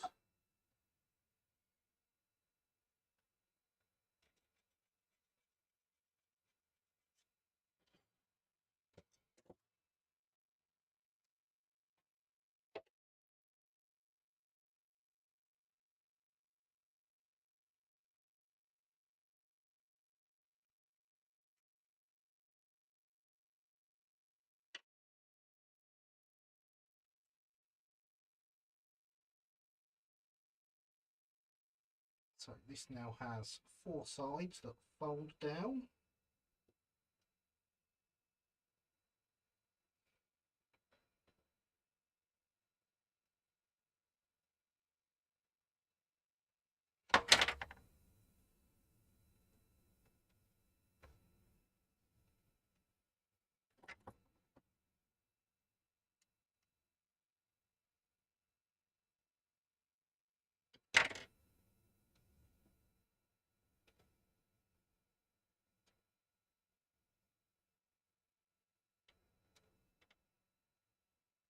And forms the top of the workbench. Layout came from the family of Leslie John Smith, based on Marlene in Spirit TLC. Some pieces broken and water damaged, but I've offered to have it at home and slowly repair it over time. Sounds good, Bob. I really look forward to reading about it. Yeah, I'll do that, Alex and Gary. Excellent, excellent. And good evening, Sparky. How are you? I hope you are well.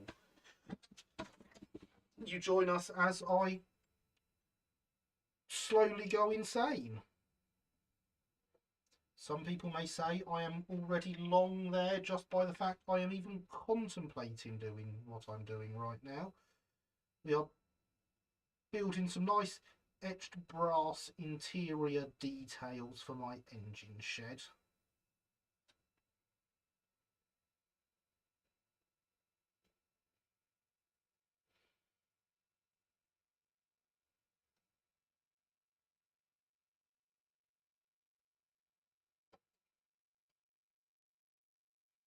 Which right now is a rather tiny little workbench.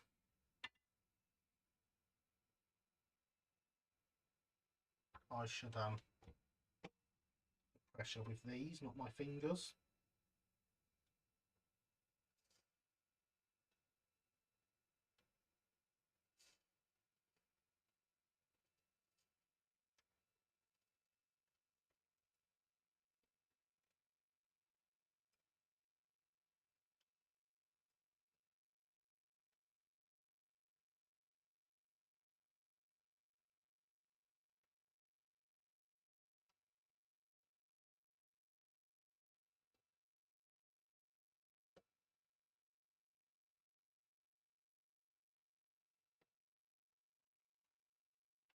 I should also move this pot of files so I can actually put my soldering iron in without catching my arm on it.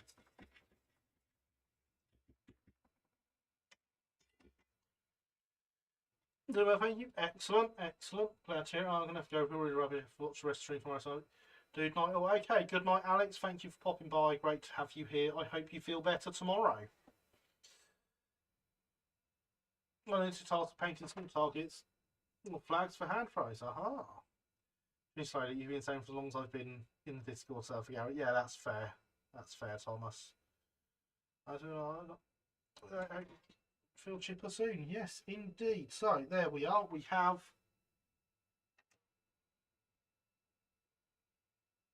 a very tiny workbench, and that very tiny workbench is going to get a very tiny vice.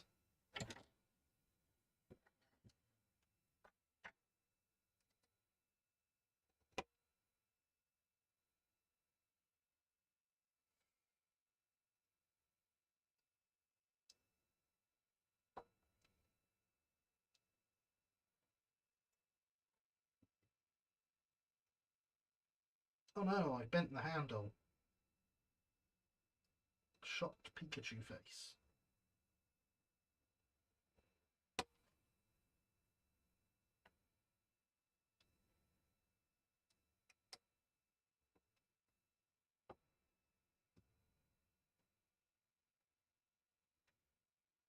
Because when I say this thing is very tiny, I mean it.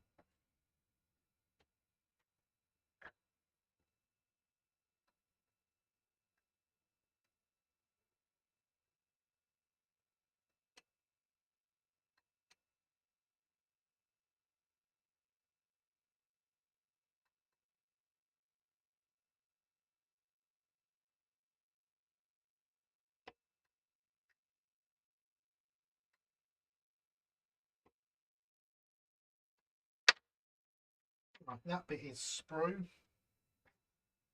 and that bit is sprue.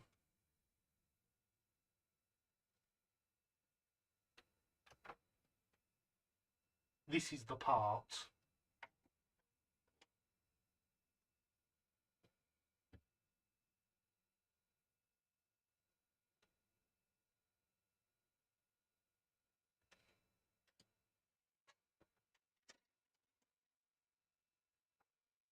So because this is a kit of insane levels of detail,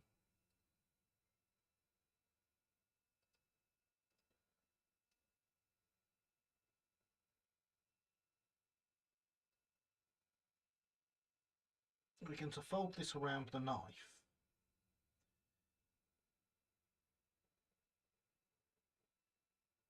Because you see the vice.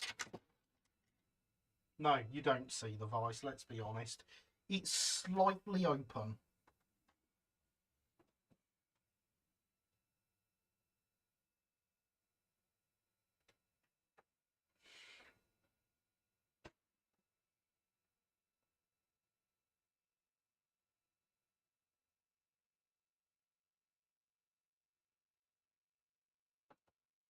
What are you doing for tonight? I'm working on ridiculously small details for the shed interior and loving every moment of it.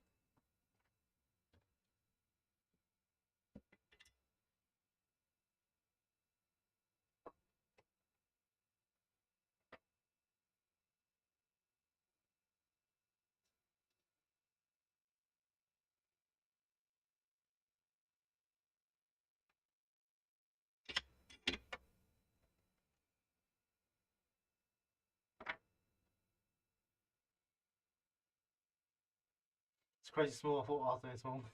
Well, yeah. Yeah. This is incredibly small.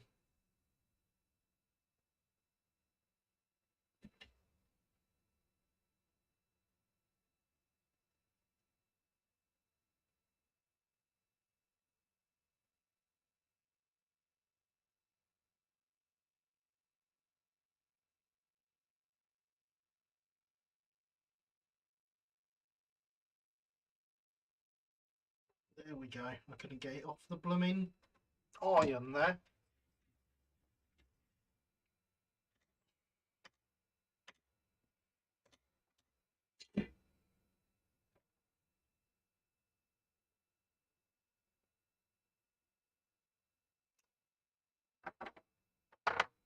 Yeah, I'm never seeing that again, am I? Oh, wait. We don't lose things on this live stream. See? There it is.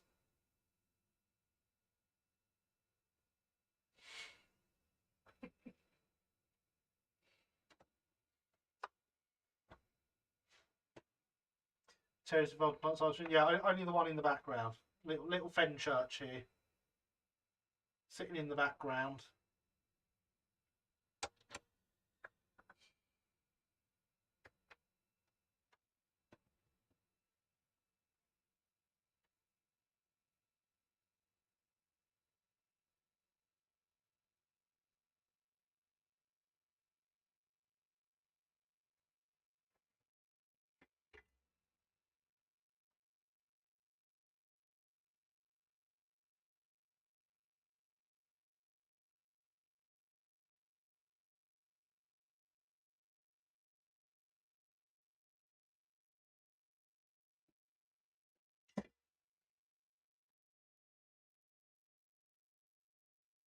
Yep, that is secure. Please, could I see a BR Black Terrier? No, you can't. I am not working on terriers right now, and I don't have a BR Black Terrier in the workshop with me. I only have Fenchurch, who was bought in because so many people requested Fenchurch be one of the models I did last week. But I had to say no because I already had Fenchurch.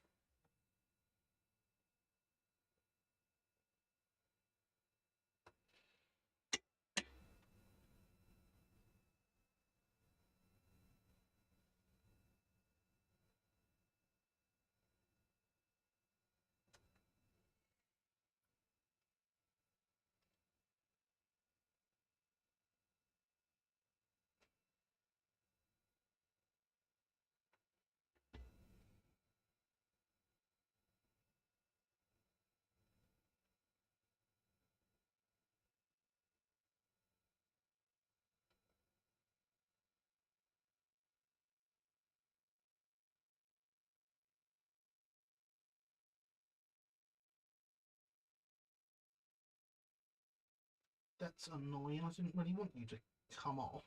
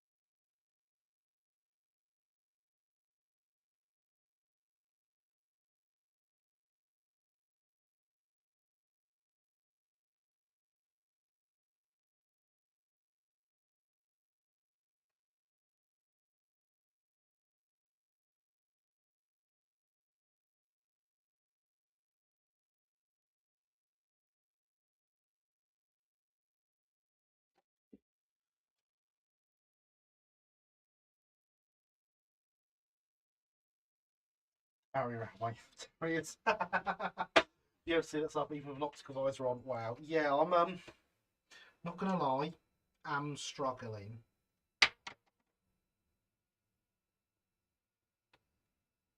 But there we go. We have a workbench with a vice, with the handle on the vice, and the vice is just very slightly open.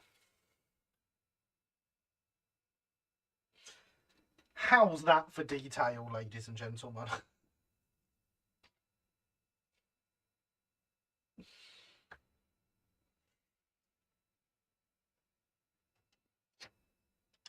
And that will sit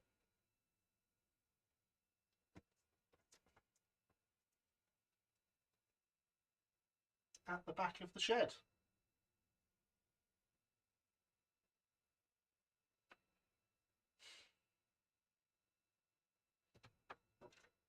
What's the shed's for? I wouldn't worry about it. It's only got a small vice.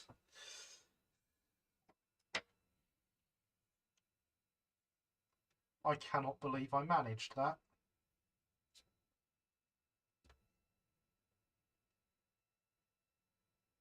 Hydration is important. So is vision. You can buy these from my shop, you know, if you really enjoy what I do.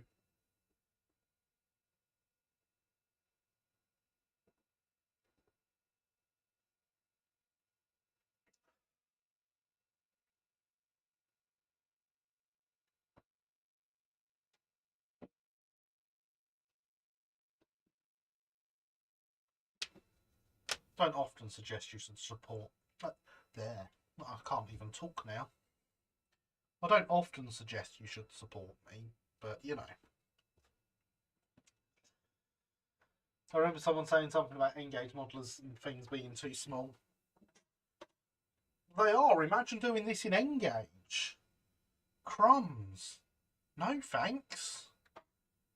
Ah.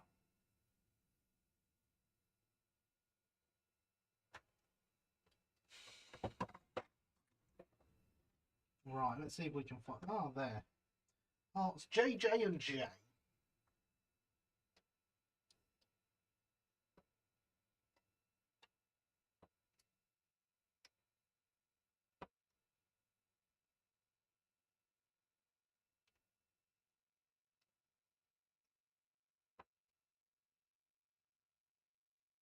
These are important, JJ and J. No, you'd need a microscope. Would you do it in O gauge?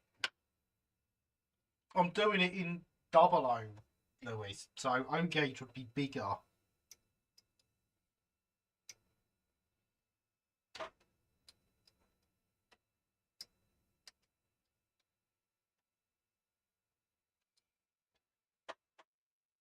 Although for the O gauges out there, this kit is available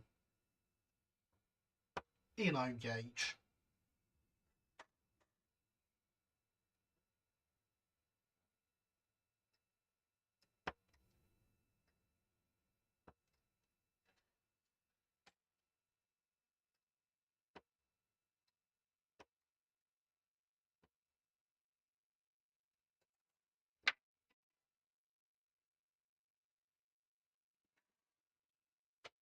What's wrong with N? You're going to build this in N. You're going to build that in N. With the handle on your vice and your vice open and everything, Christopher. That's what's wrong with N. It's too small.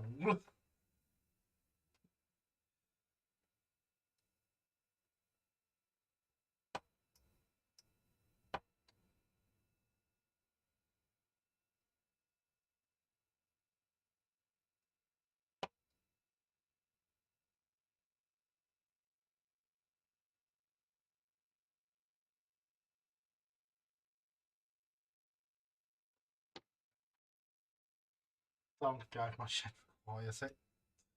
I mean, my shed doesn't require it, just there's a lot of empty space and I quite like the idea of having stuff like this to fill it.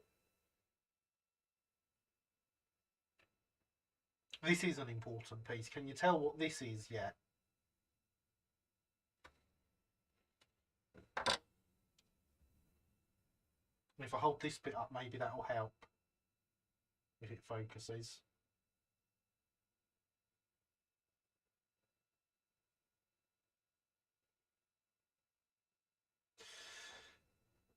I have to wish people good night. Have a good week. Stay safe and regroup soon, hopefully.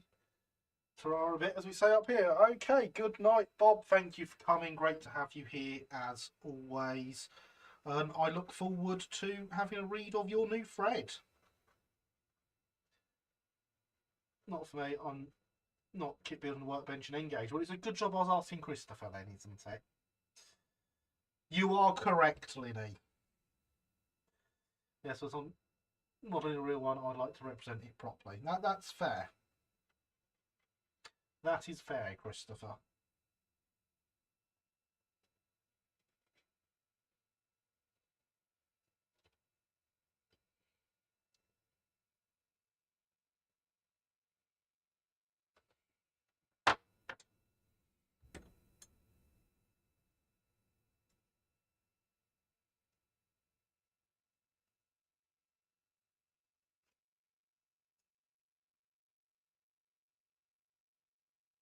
If someone says I haven't weathered something strongly enough, I can show them there's a broom propped up against the wall.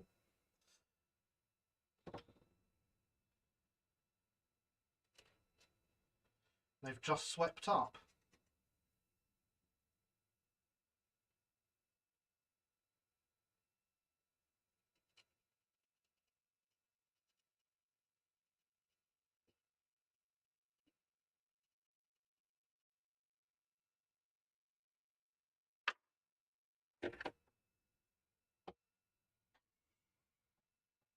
That's how it works, right?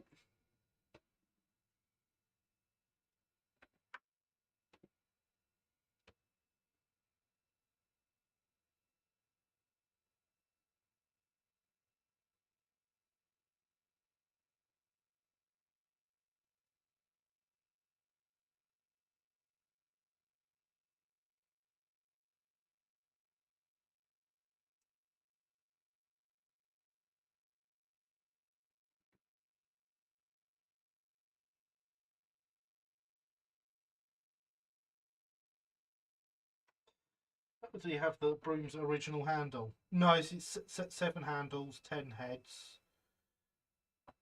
Good broom though. Lasted years.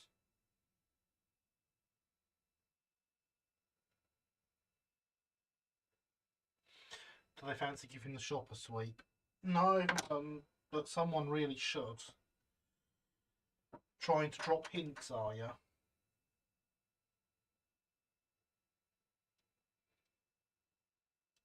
Could I not get my stock take done? By done, I obviously mean started.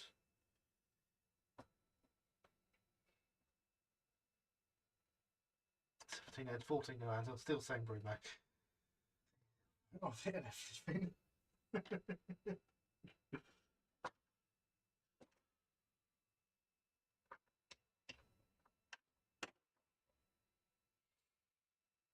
I couldn't remember how many it is. And I can't cheat and Google things whilst I'm live streaming.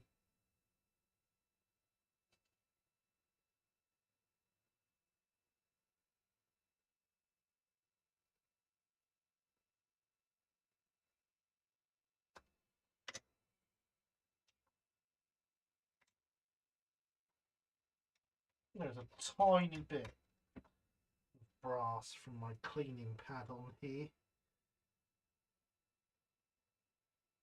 And that is a problem when you're dealing with soldering stuff that is this small.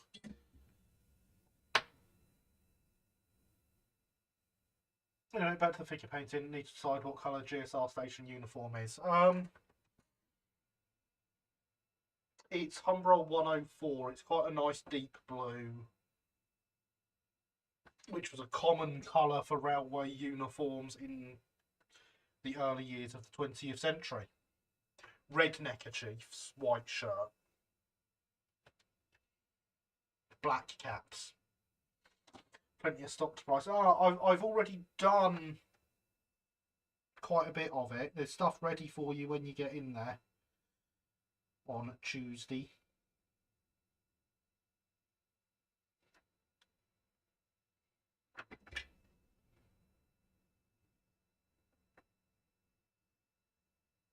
That was too much. Still too much.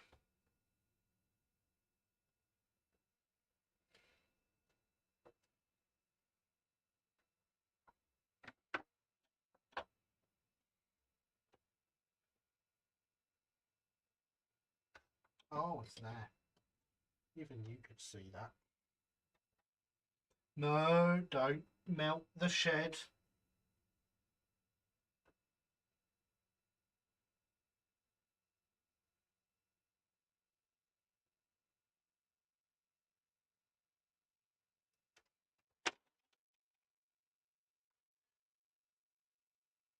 Apparently SCR porters wore green corduroy trousers and waistcoats.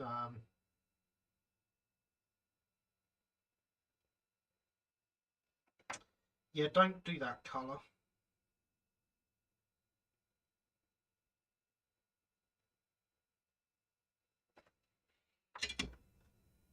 Did I actually, or what? I've taken a bit of paint off, really. Nothing more than that. Broom. Now that they can sweep up the workshop.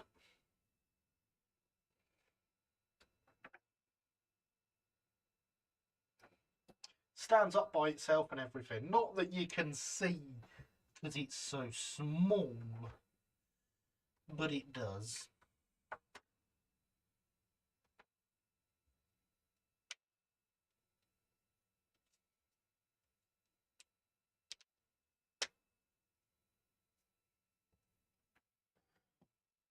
Right, let's try giving this full chest thing carpenter's toolbox. That's the correct term, apparently. A go.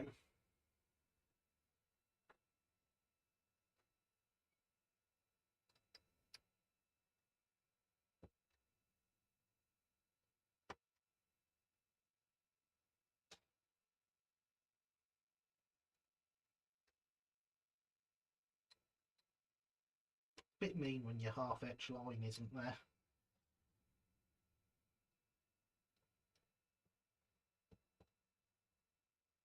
And yes, the part is meant to come off even though the half-etched line isn't there. There's a drawing of it.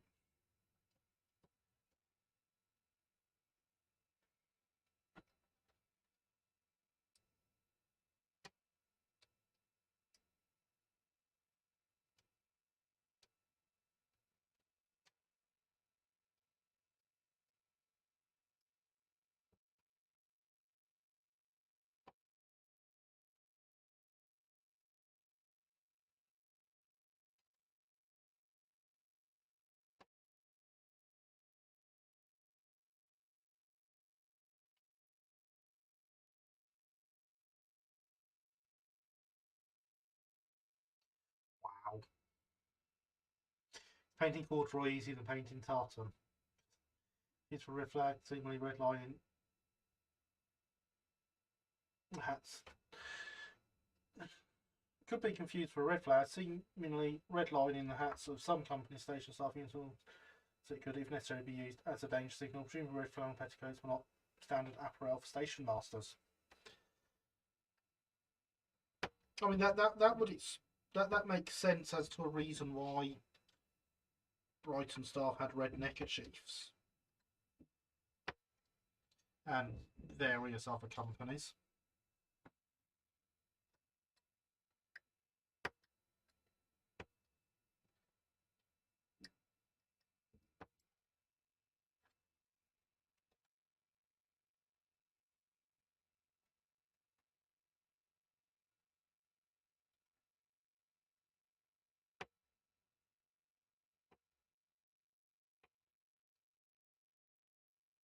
I'm going to leave the tools for this toolbox on here because we have a coping saw and a carpenter's set square as well.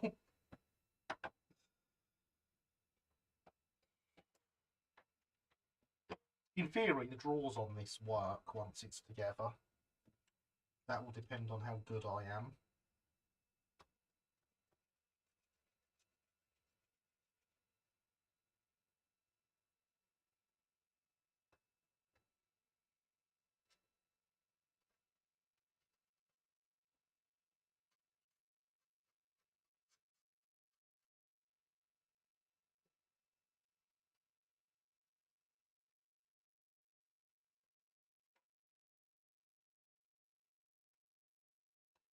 To call it an impressive bit of kit is an understatement. This kit.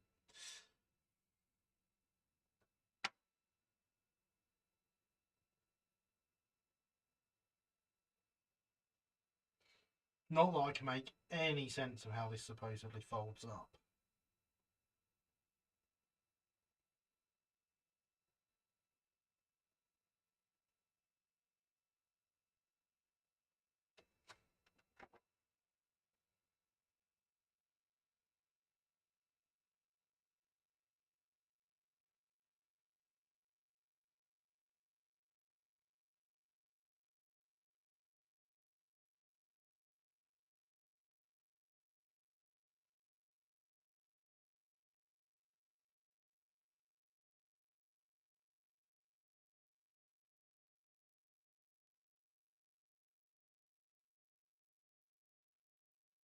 Ah, I see what those are now. Those half etches allow this to sit in the right place.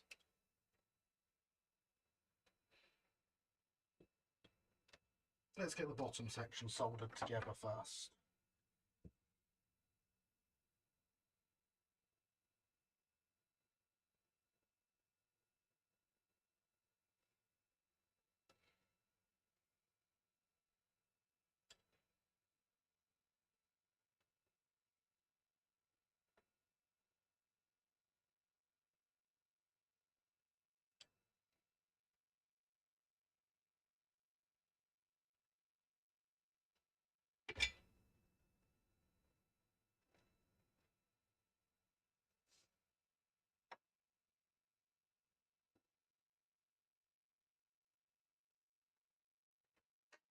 Hot that is, I should use my fingers, shouldn't I? They're heat proof and all that.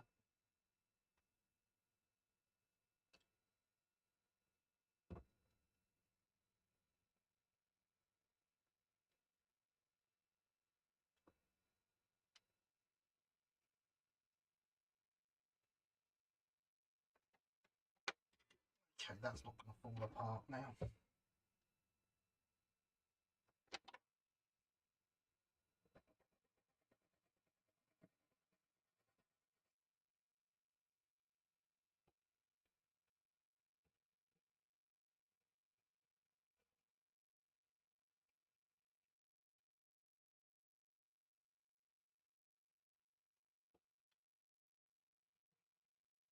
I think we'll check on those windows once this toolbox is together.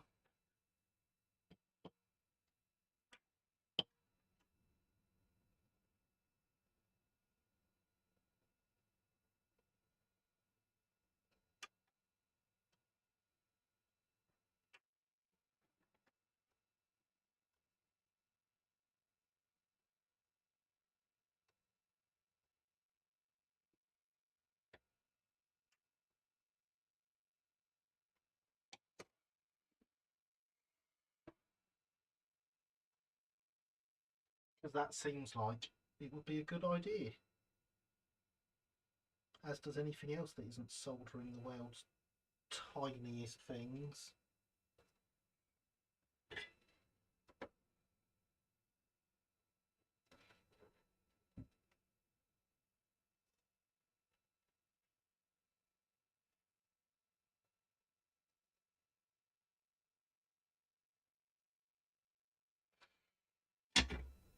I feel it's only fair to point out the kit says you should glue it.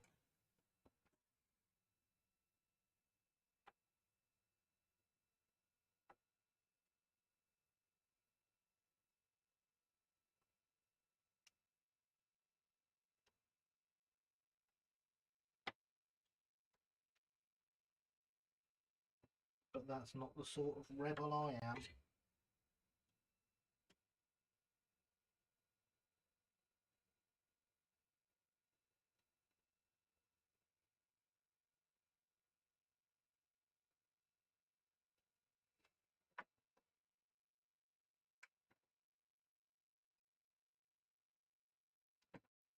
Shut that hole in the back.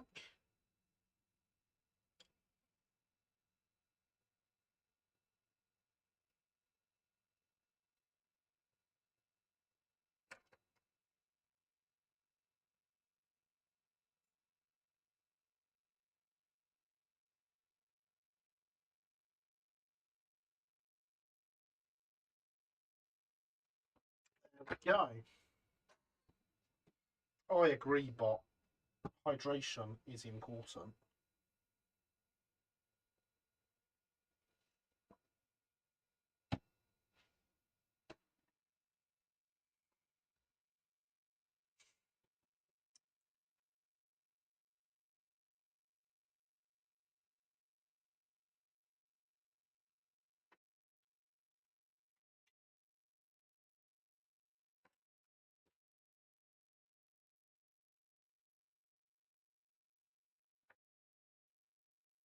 Which one of you decided torturing me was a good live stream theme?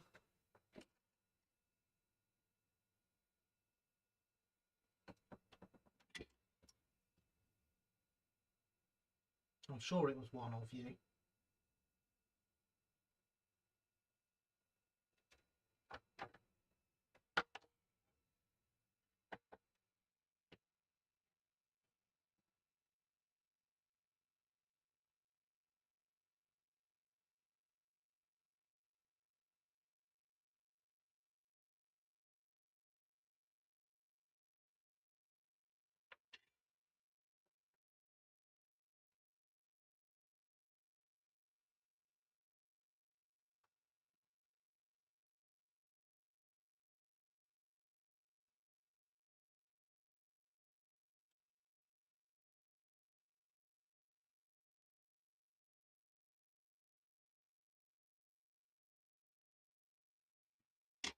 Handle works.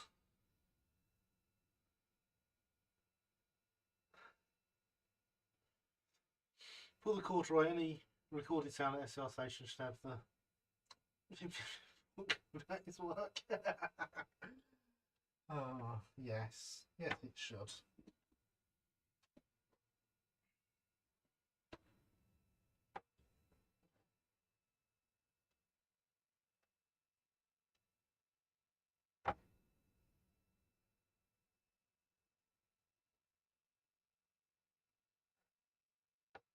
I should definitely file these ones down.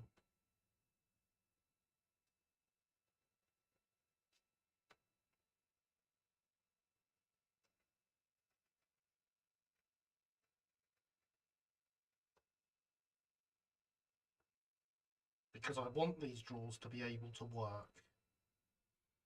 They will be stuck in permanently once I'm putting it all together. Because that's just asking for trouble.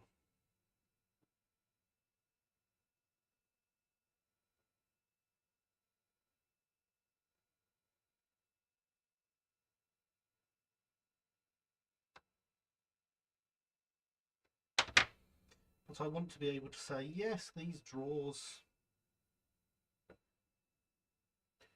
can indeed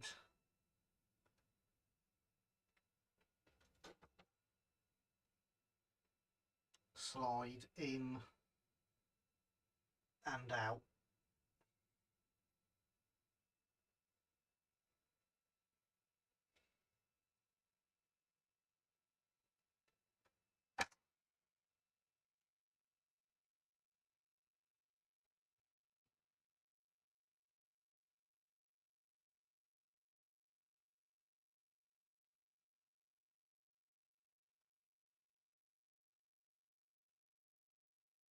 And you love it when a plan comes together.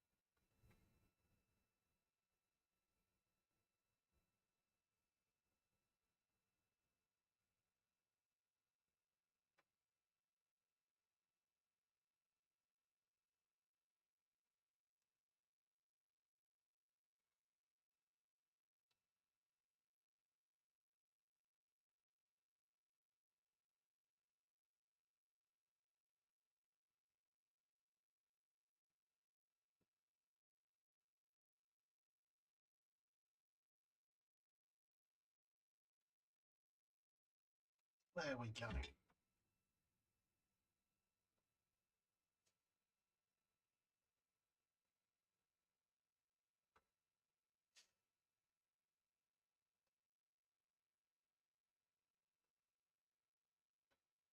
Tiniest blob of solder into each of those.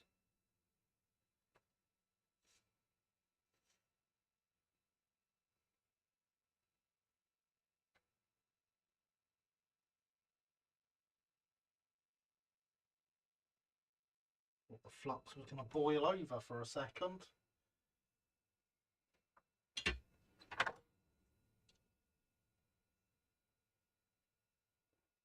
Definitely going to turn the soldering iron off now though. And we're going to look at these windows again.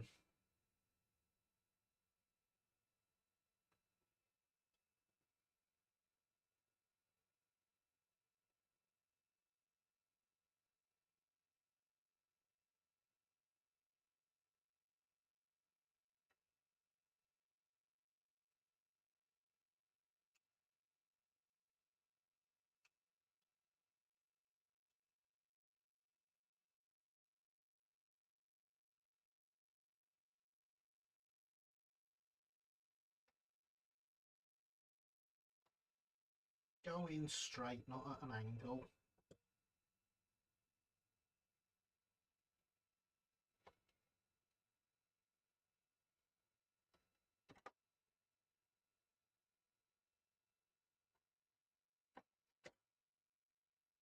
It's never going to focus on this, is it?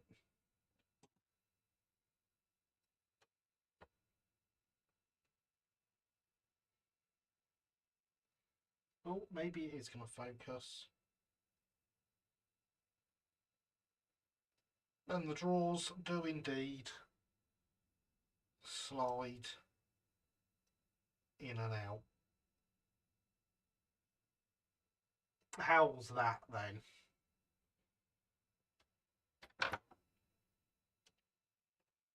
My God, those things are tiny.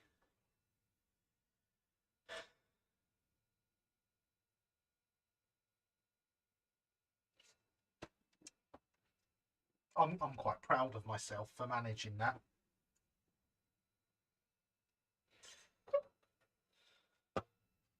Look at these nice dry windows waiting for something to be put in them. Like glazing.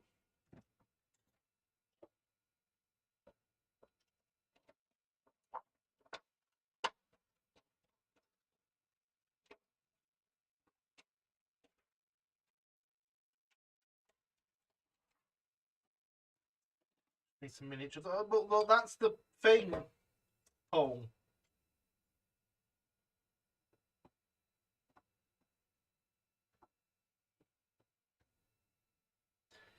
There's a coping saw, there's a set square, there's a whole host of spanners, there's a 9-inch file, there's a big saw, there's some pliers, another set square, another host of different types of files, couple of hammers, big sledgehammer, another saw.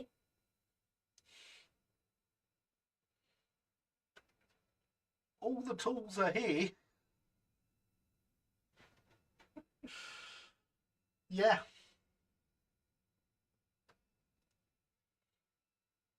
It's a pair of clocks that even have individual hands to attach.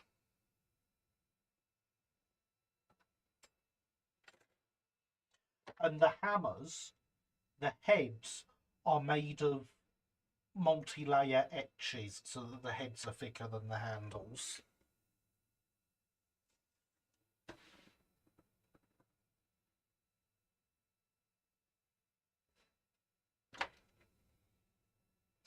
This one that's bent here seems like a screwdriver.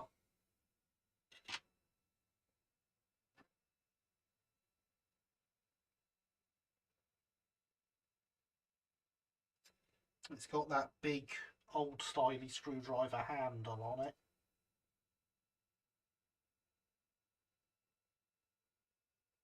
Not that you'll ever see it, but yeah, that one there seems like a screwdriver to me.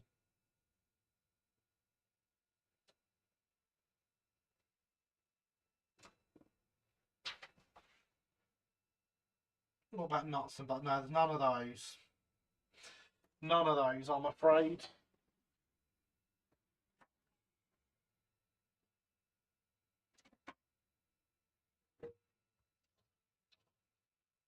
Look at that, I've cut that too wide now. Ruins the whole live stream, doesn't it?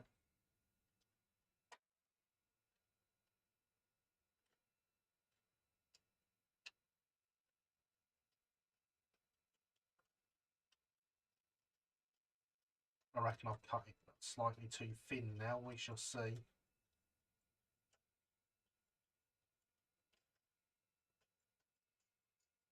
I mean, in theory, these are the sort of size windows that would be perfect for actually glazing with the glue and glaze, but just no. Oh no, we're all good. Let's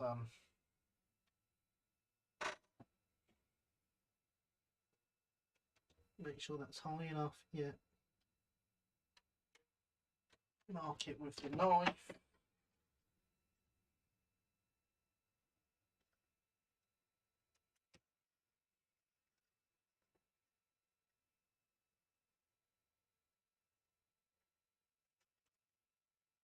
And cut a few more.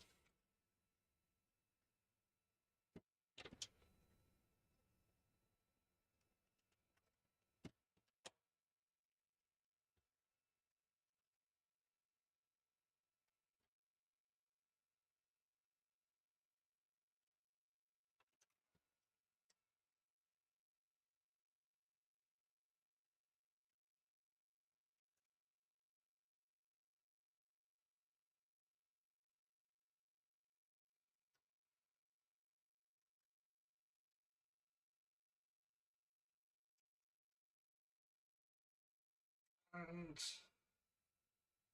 that is enough, one for each window.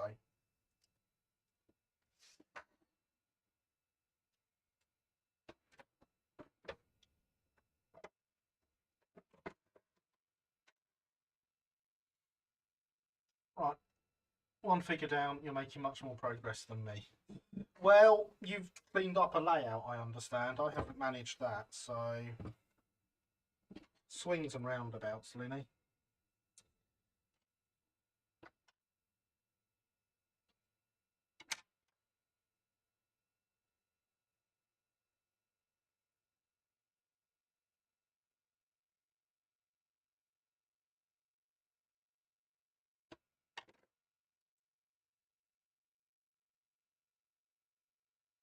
I am happy with the amount of progress I'm making though, and as long as you're happy with your progress, then all is good.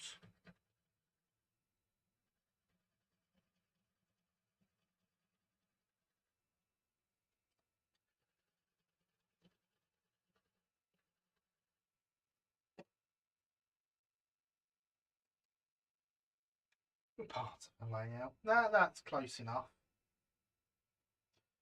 Part of a layout, whole layout, who can tell the difference these days?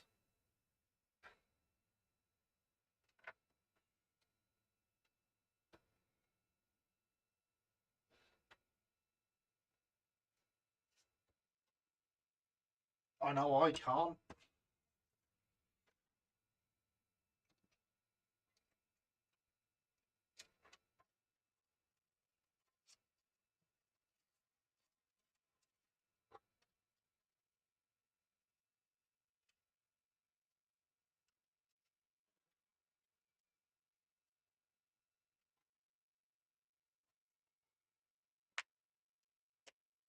First layout work in about 2 months, so any progress is good at this point. Yes, that sounds like any progress is good progress, but I mean, it always is, let's be honest. A link to Discord, and I'll next week off once I'm off to bed, tired and all that night. Oh, good night, Paderborn. Thank you for coming by. Great to have you here as always. Sleep well and time off really hard. Time off super hard.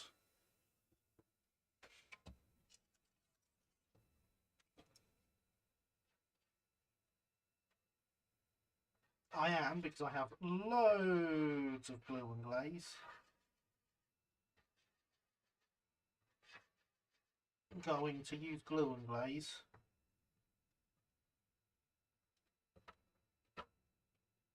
to stick these in.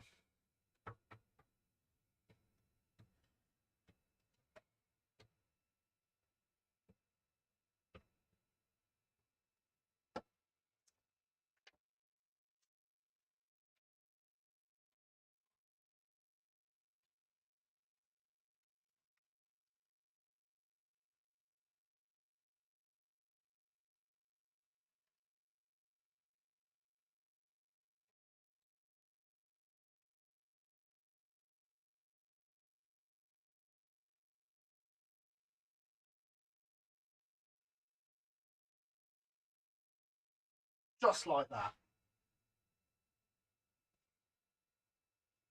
We've got a wall in.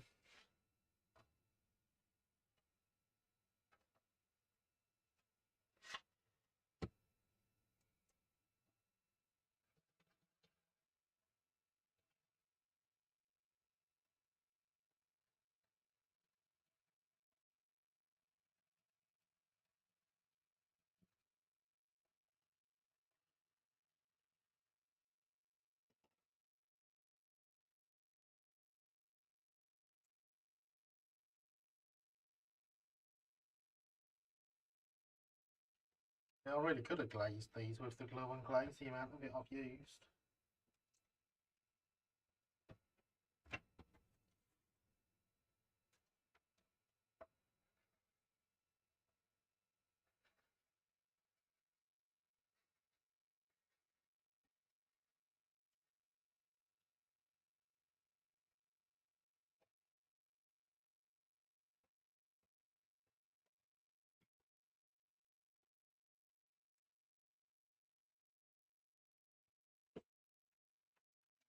Oh no.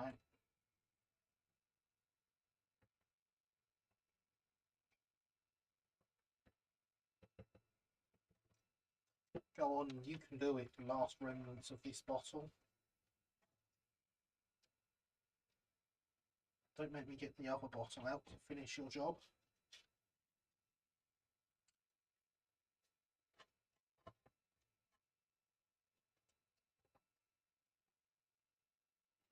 And now we have another wall in.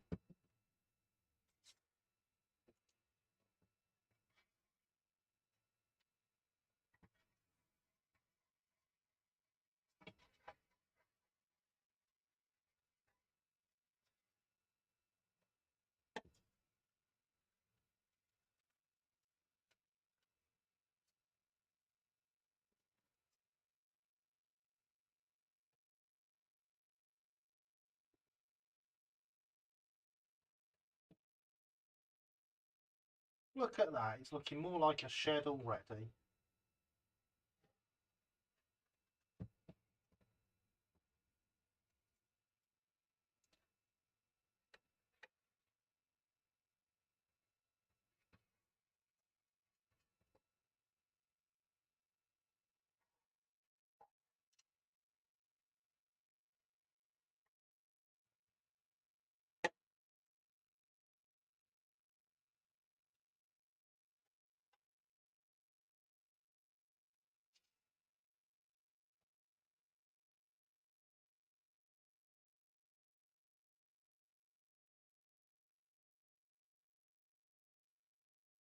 And there it is, final internal wall in.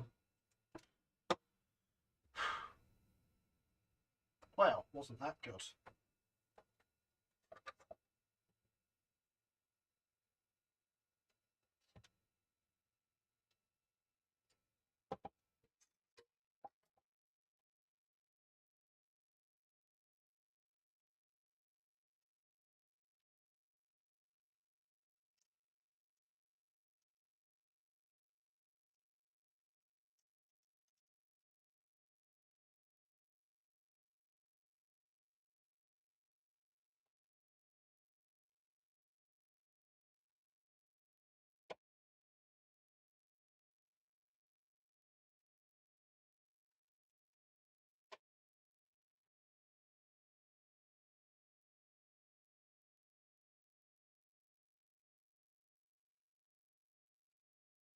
Where can I get this torch?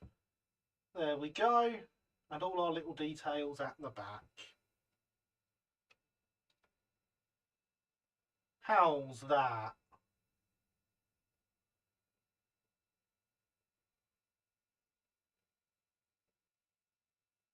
Still got 25 minutes of soldering, haven't we?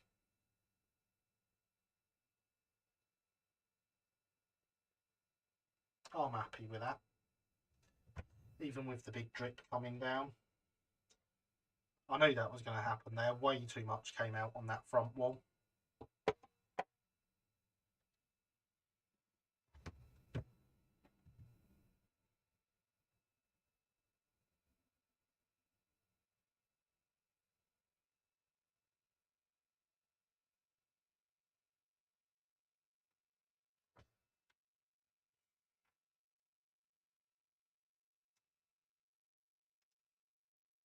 It's the little details that you don't normally see make all the difference. No one is ever going to look in this shed and see these things, and I know that. But I'm happy with it. Hydration is important.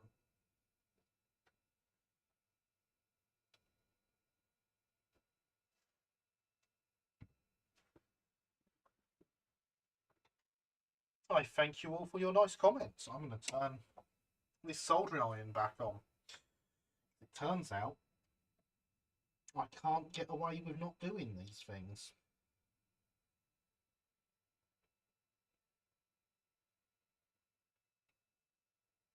Well, that would require you to come and see the layout to be able to do that, Lewis.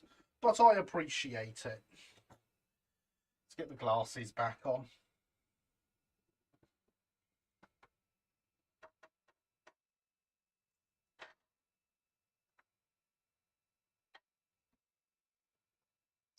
I guess we'll build some tool chests.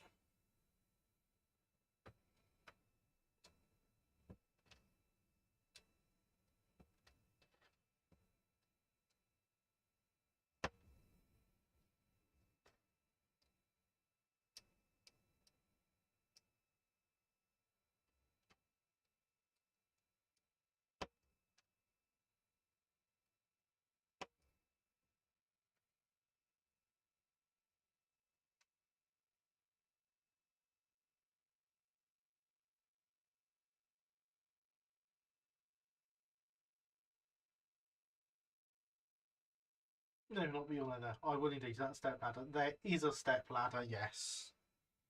Step ladder, sides, and steps. and they get slightly closer together as it goes together.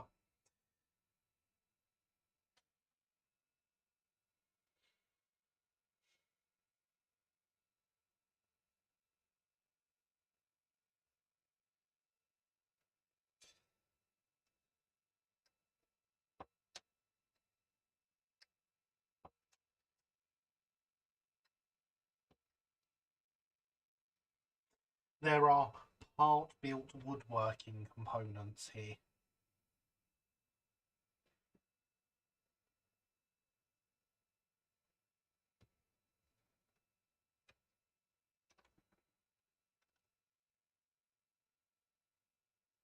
There are the sides and ends for a part-built chest here.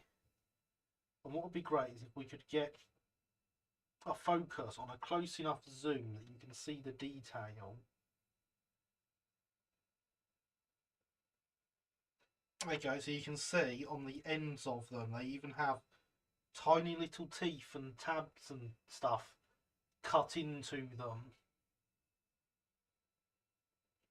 That's the level of detail you're getting out of this kit.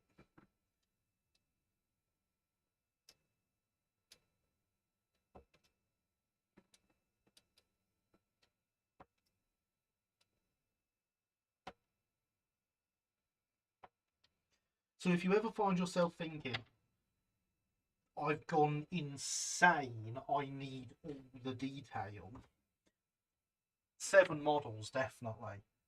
I'd like to stress I am not sponsored, just the customer. I picked my kits from them up from the Uckfield show last year.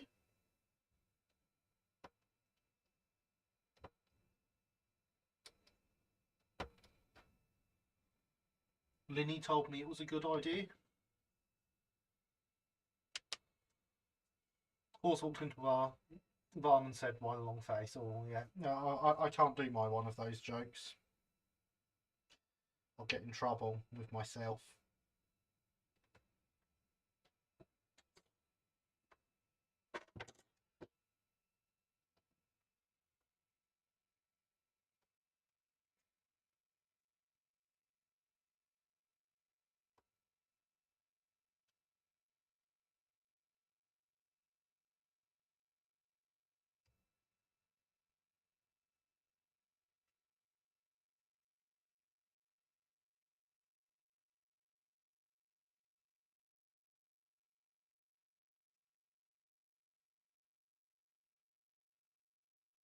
This, it turns out, is not actually the one I wanted to do first. But never mind.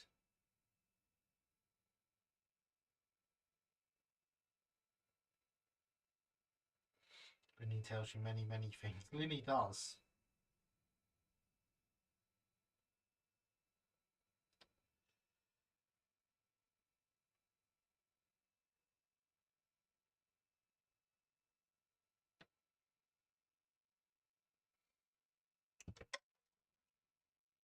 Impressive.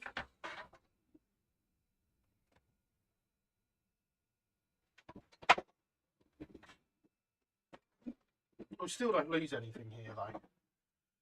I mean, this is massive compared to the handle for that vice that we didn't lose earlier, so...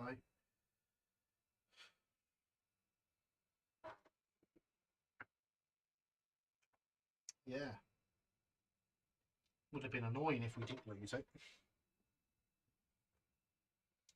But yes, Linny does tell me many things. Are you trying to say I shouldn't listen to Linny?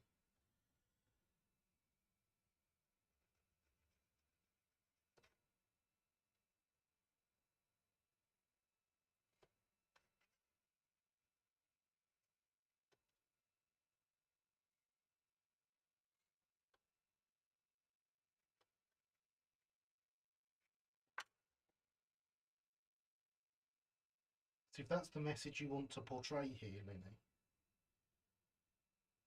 then I'll have to listen to that as well. But if I listen to that, I'm not doing as you tell me, so I can't listen to that. So that means I'll have to listen to you, which means You see the problem here.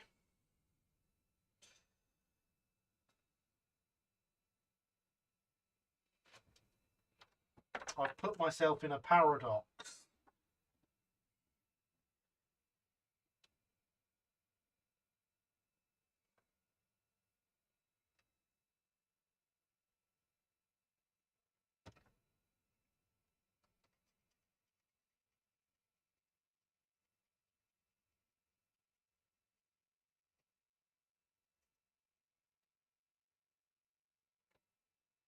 My poor brain confused by paradoxes.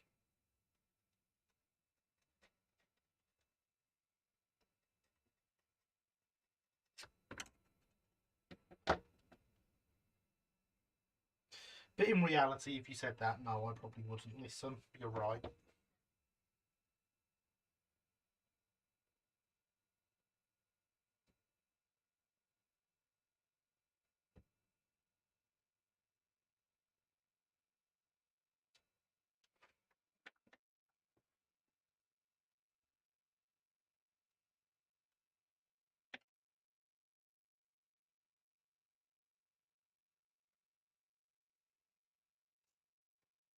I don't even know how I'm going to clean these bits up properly without breaking them.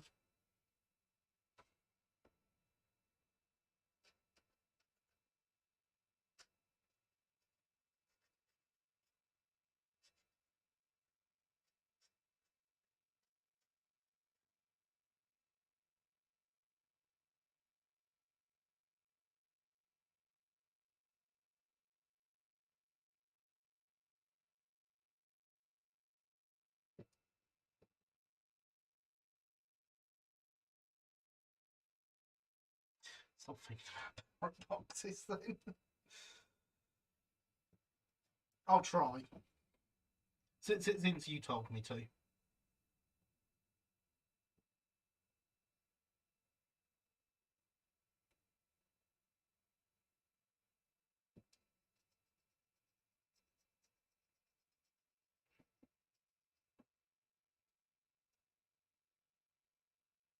Don't think I'm getting anything off those, to be honest, at this point.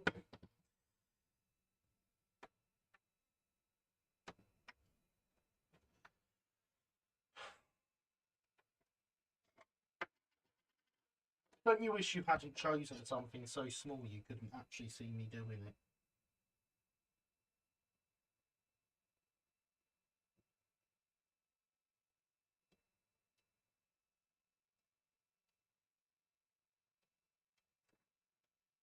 No, don't fall out and flux the whole blooming thing.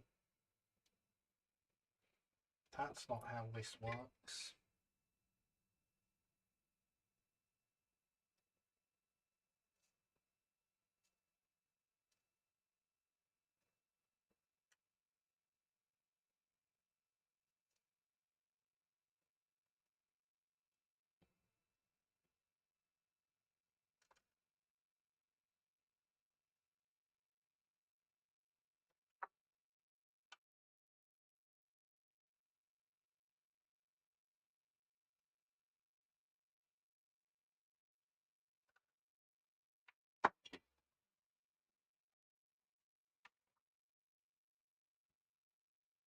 There we go. Little tool carrying chest.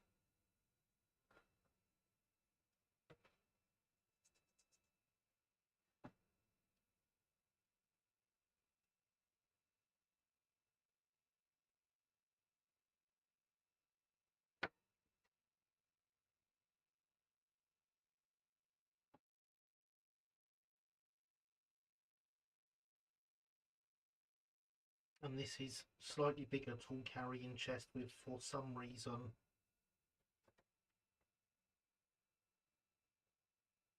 double handles that I have to fold up and stick together. Because yay.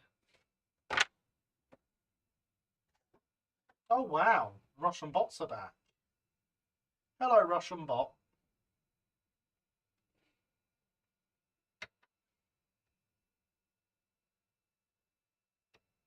Haven't seen you for a while.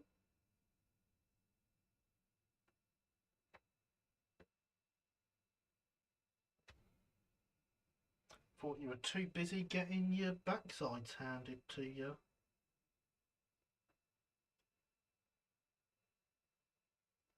Or are you just giving up on that now because spamming's easier? Just a hint, you're not any good at that either.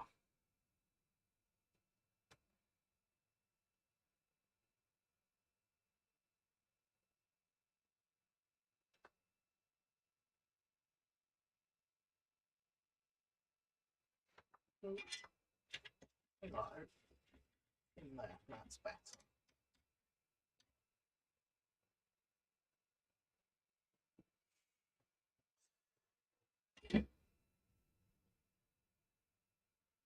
Must have been on holiday. Yep.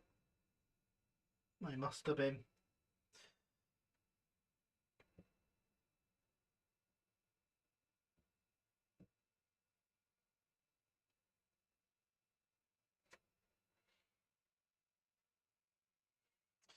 You don't have any tracks which to defeat them. Have you know I've got dozens of tractors at the shop.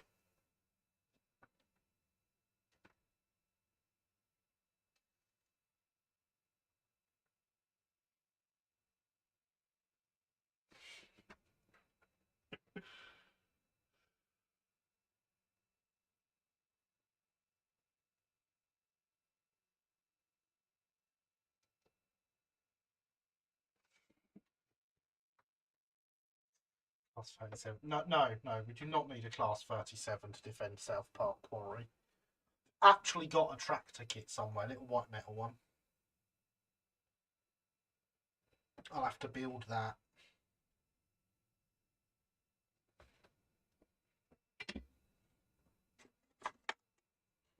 And look, I've got an AEC Matador. I'm not going to run out of fuel on the way here.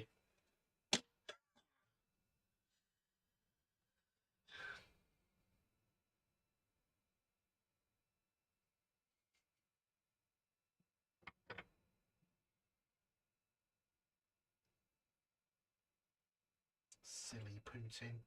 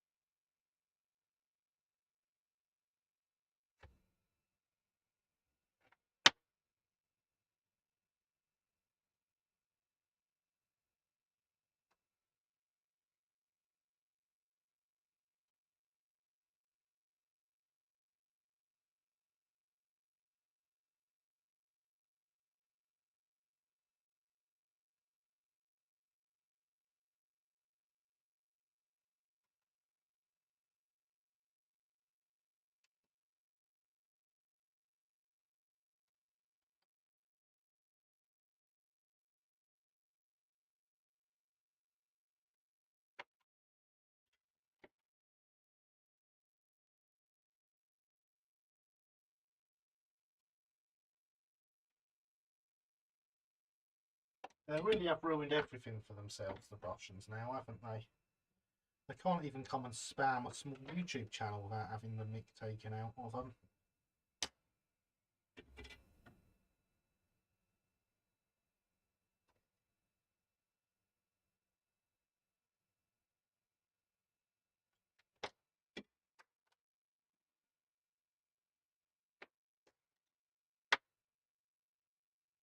And there we are, different style of tool carrier.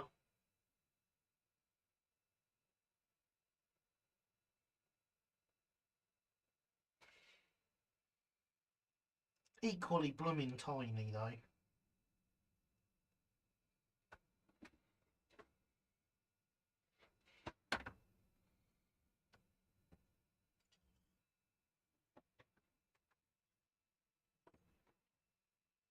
But yeah, these guys have done a really good job on this. I am very impressed with them. Let's have the half edges on the other side. There's random boxes, and one of them even has flappy lid bits to have flapping open. Because details.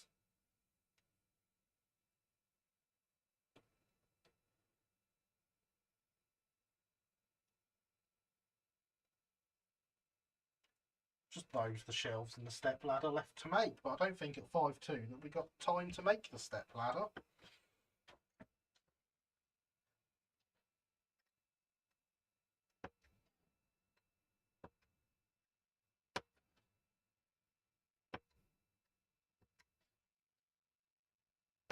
Let's see if we can get some boxes though.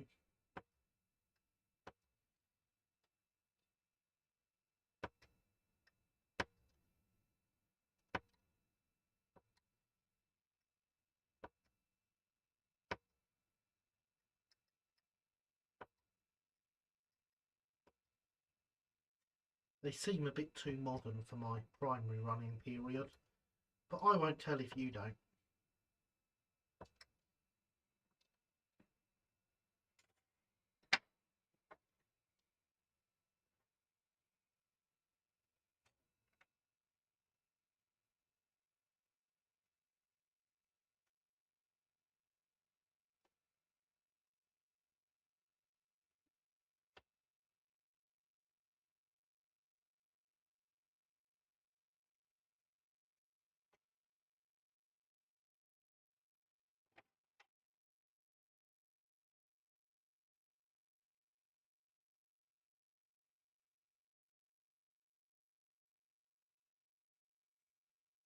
Not a word. Excellent. But yeah, I'm sure flappy top cardboard boxes are a bit modern, probably.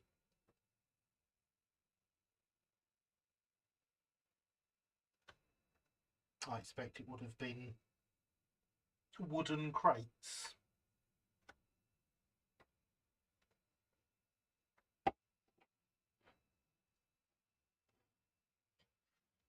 I don't remember cutting out 5 of these, but I must have done. I'm sure you will remember me cutting out 5 of these.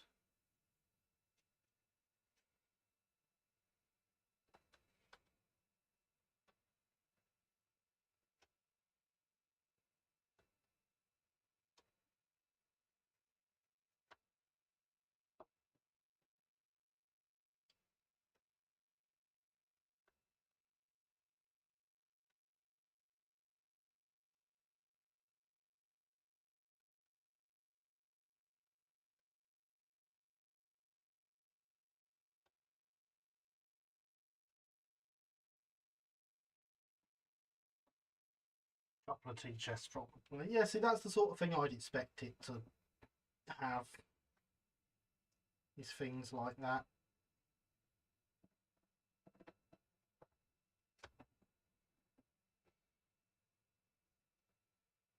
But we do run South Park Quarry post World War II sometimes, so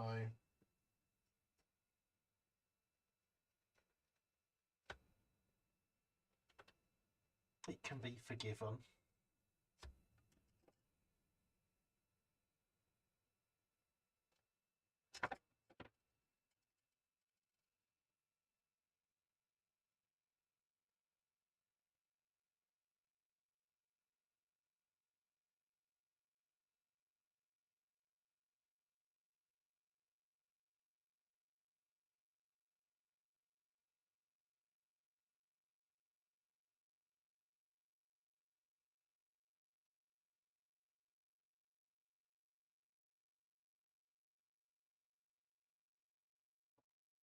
But it very much is an edged brass cardboard box with flappy lids.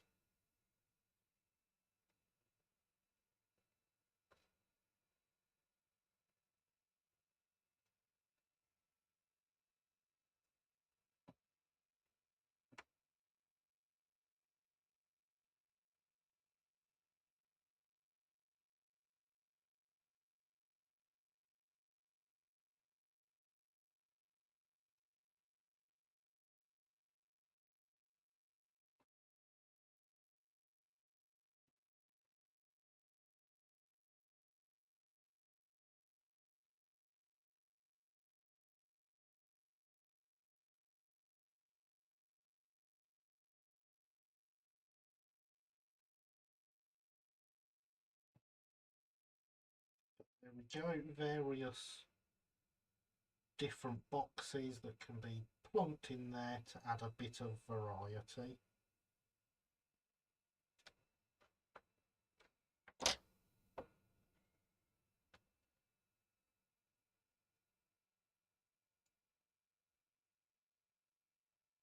And I hear that variety is right after cinnamon as being the spice of life.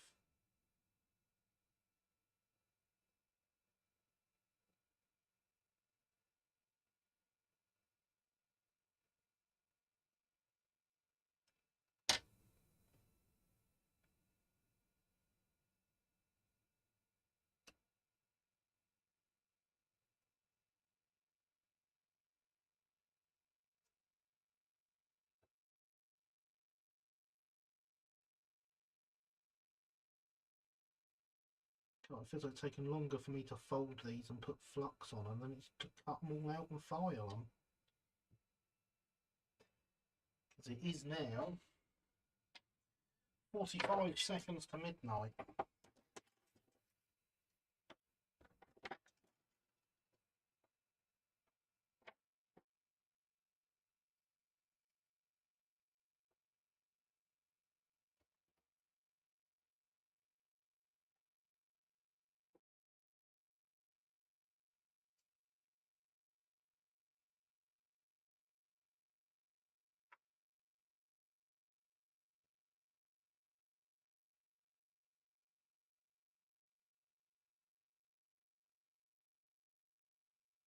So I don't think I'm getting all these soldered together before then.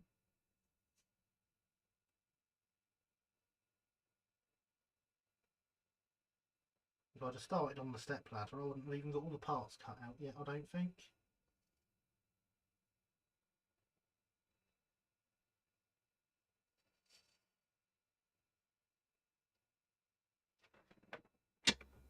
All soldered together, 20 seconds past midnight. Oh, I'm happy with that.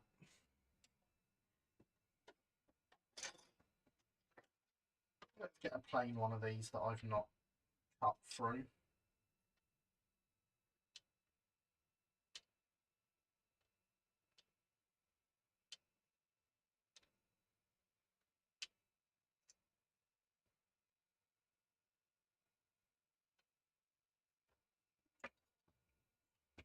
Let's move this closer to the camera.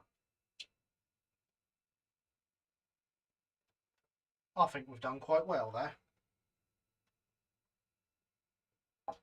Especially when you include the shed walls in. I am very happy with that. And yes, Lewis, you're quite right. Hydration is important. So yeah, the bot wants you to hit the like button, so do that before we end. That'd be great. Second figure finished. Good timing of it. Excellent. Fantastic, Linny. I approve of second figure finished. Look at me being able to definitely use words with no problems whatsoever. Thoroughly enjoyed the live stream. Thank you so much for an amazing live stream, Gary. Thank you for coming, Lewis. It's always good to have you here. I really do appreciate it. So yes, that is it. We are done. We have made lots of tiny little tools and now my eyes hurt. I hope that's what you wanted. I've got no doubt that's what you all wanted. So yeah, thank you for coming, everyone. I've had a great time. I hope you have too. We will be back again next week for something. Maybe some more sadomasochism. Who knows? I will decide what we're doing before then. I've got a few ideas of what I want to do. We'll see. So yeah, thank you for coming, everyone. I've had a wonderful time. I hope you have too. I've been Gary. This has been Let's Build. And you've been awesome as always. Good night.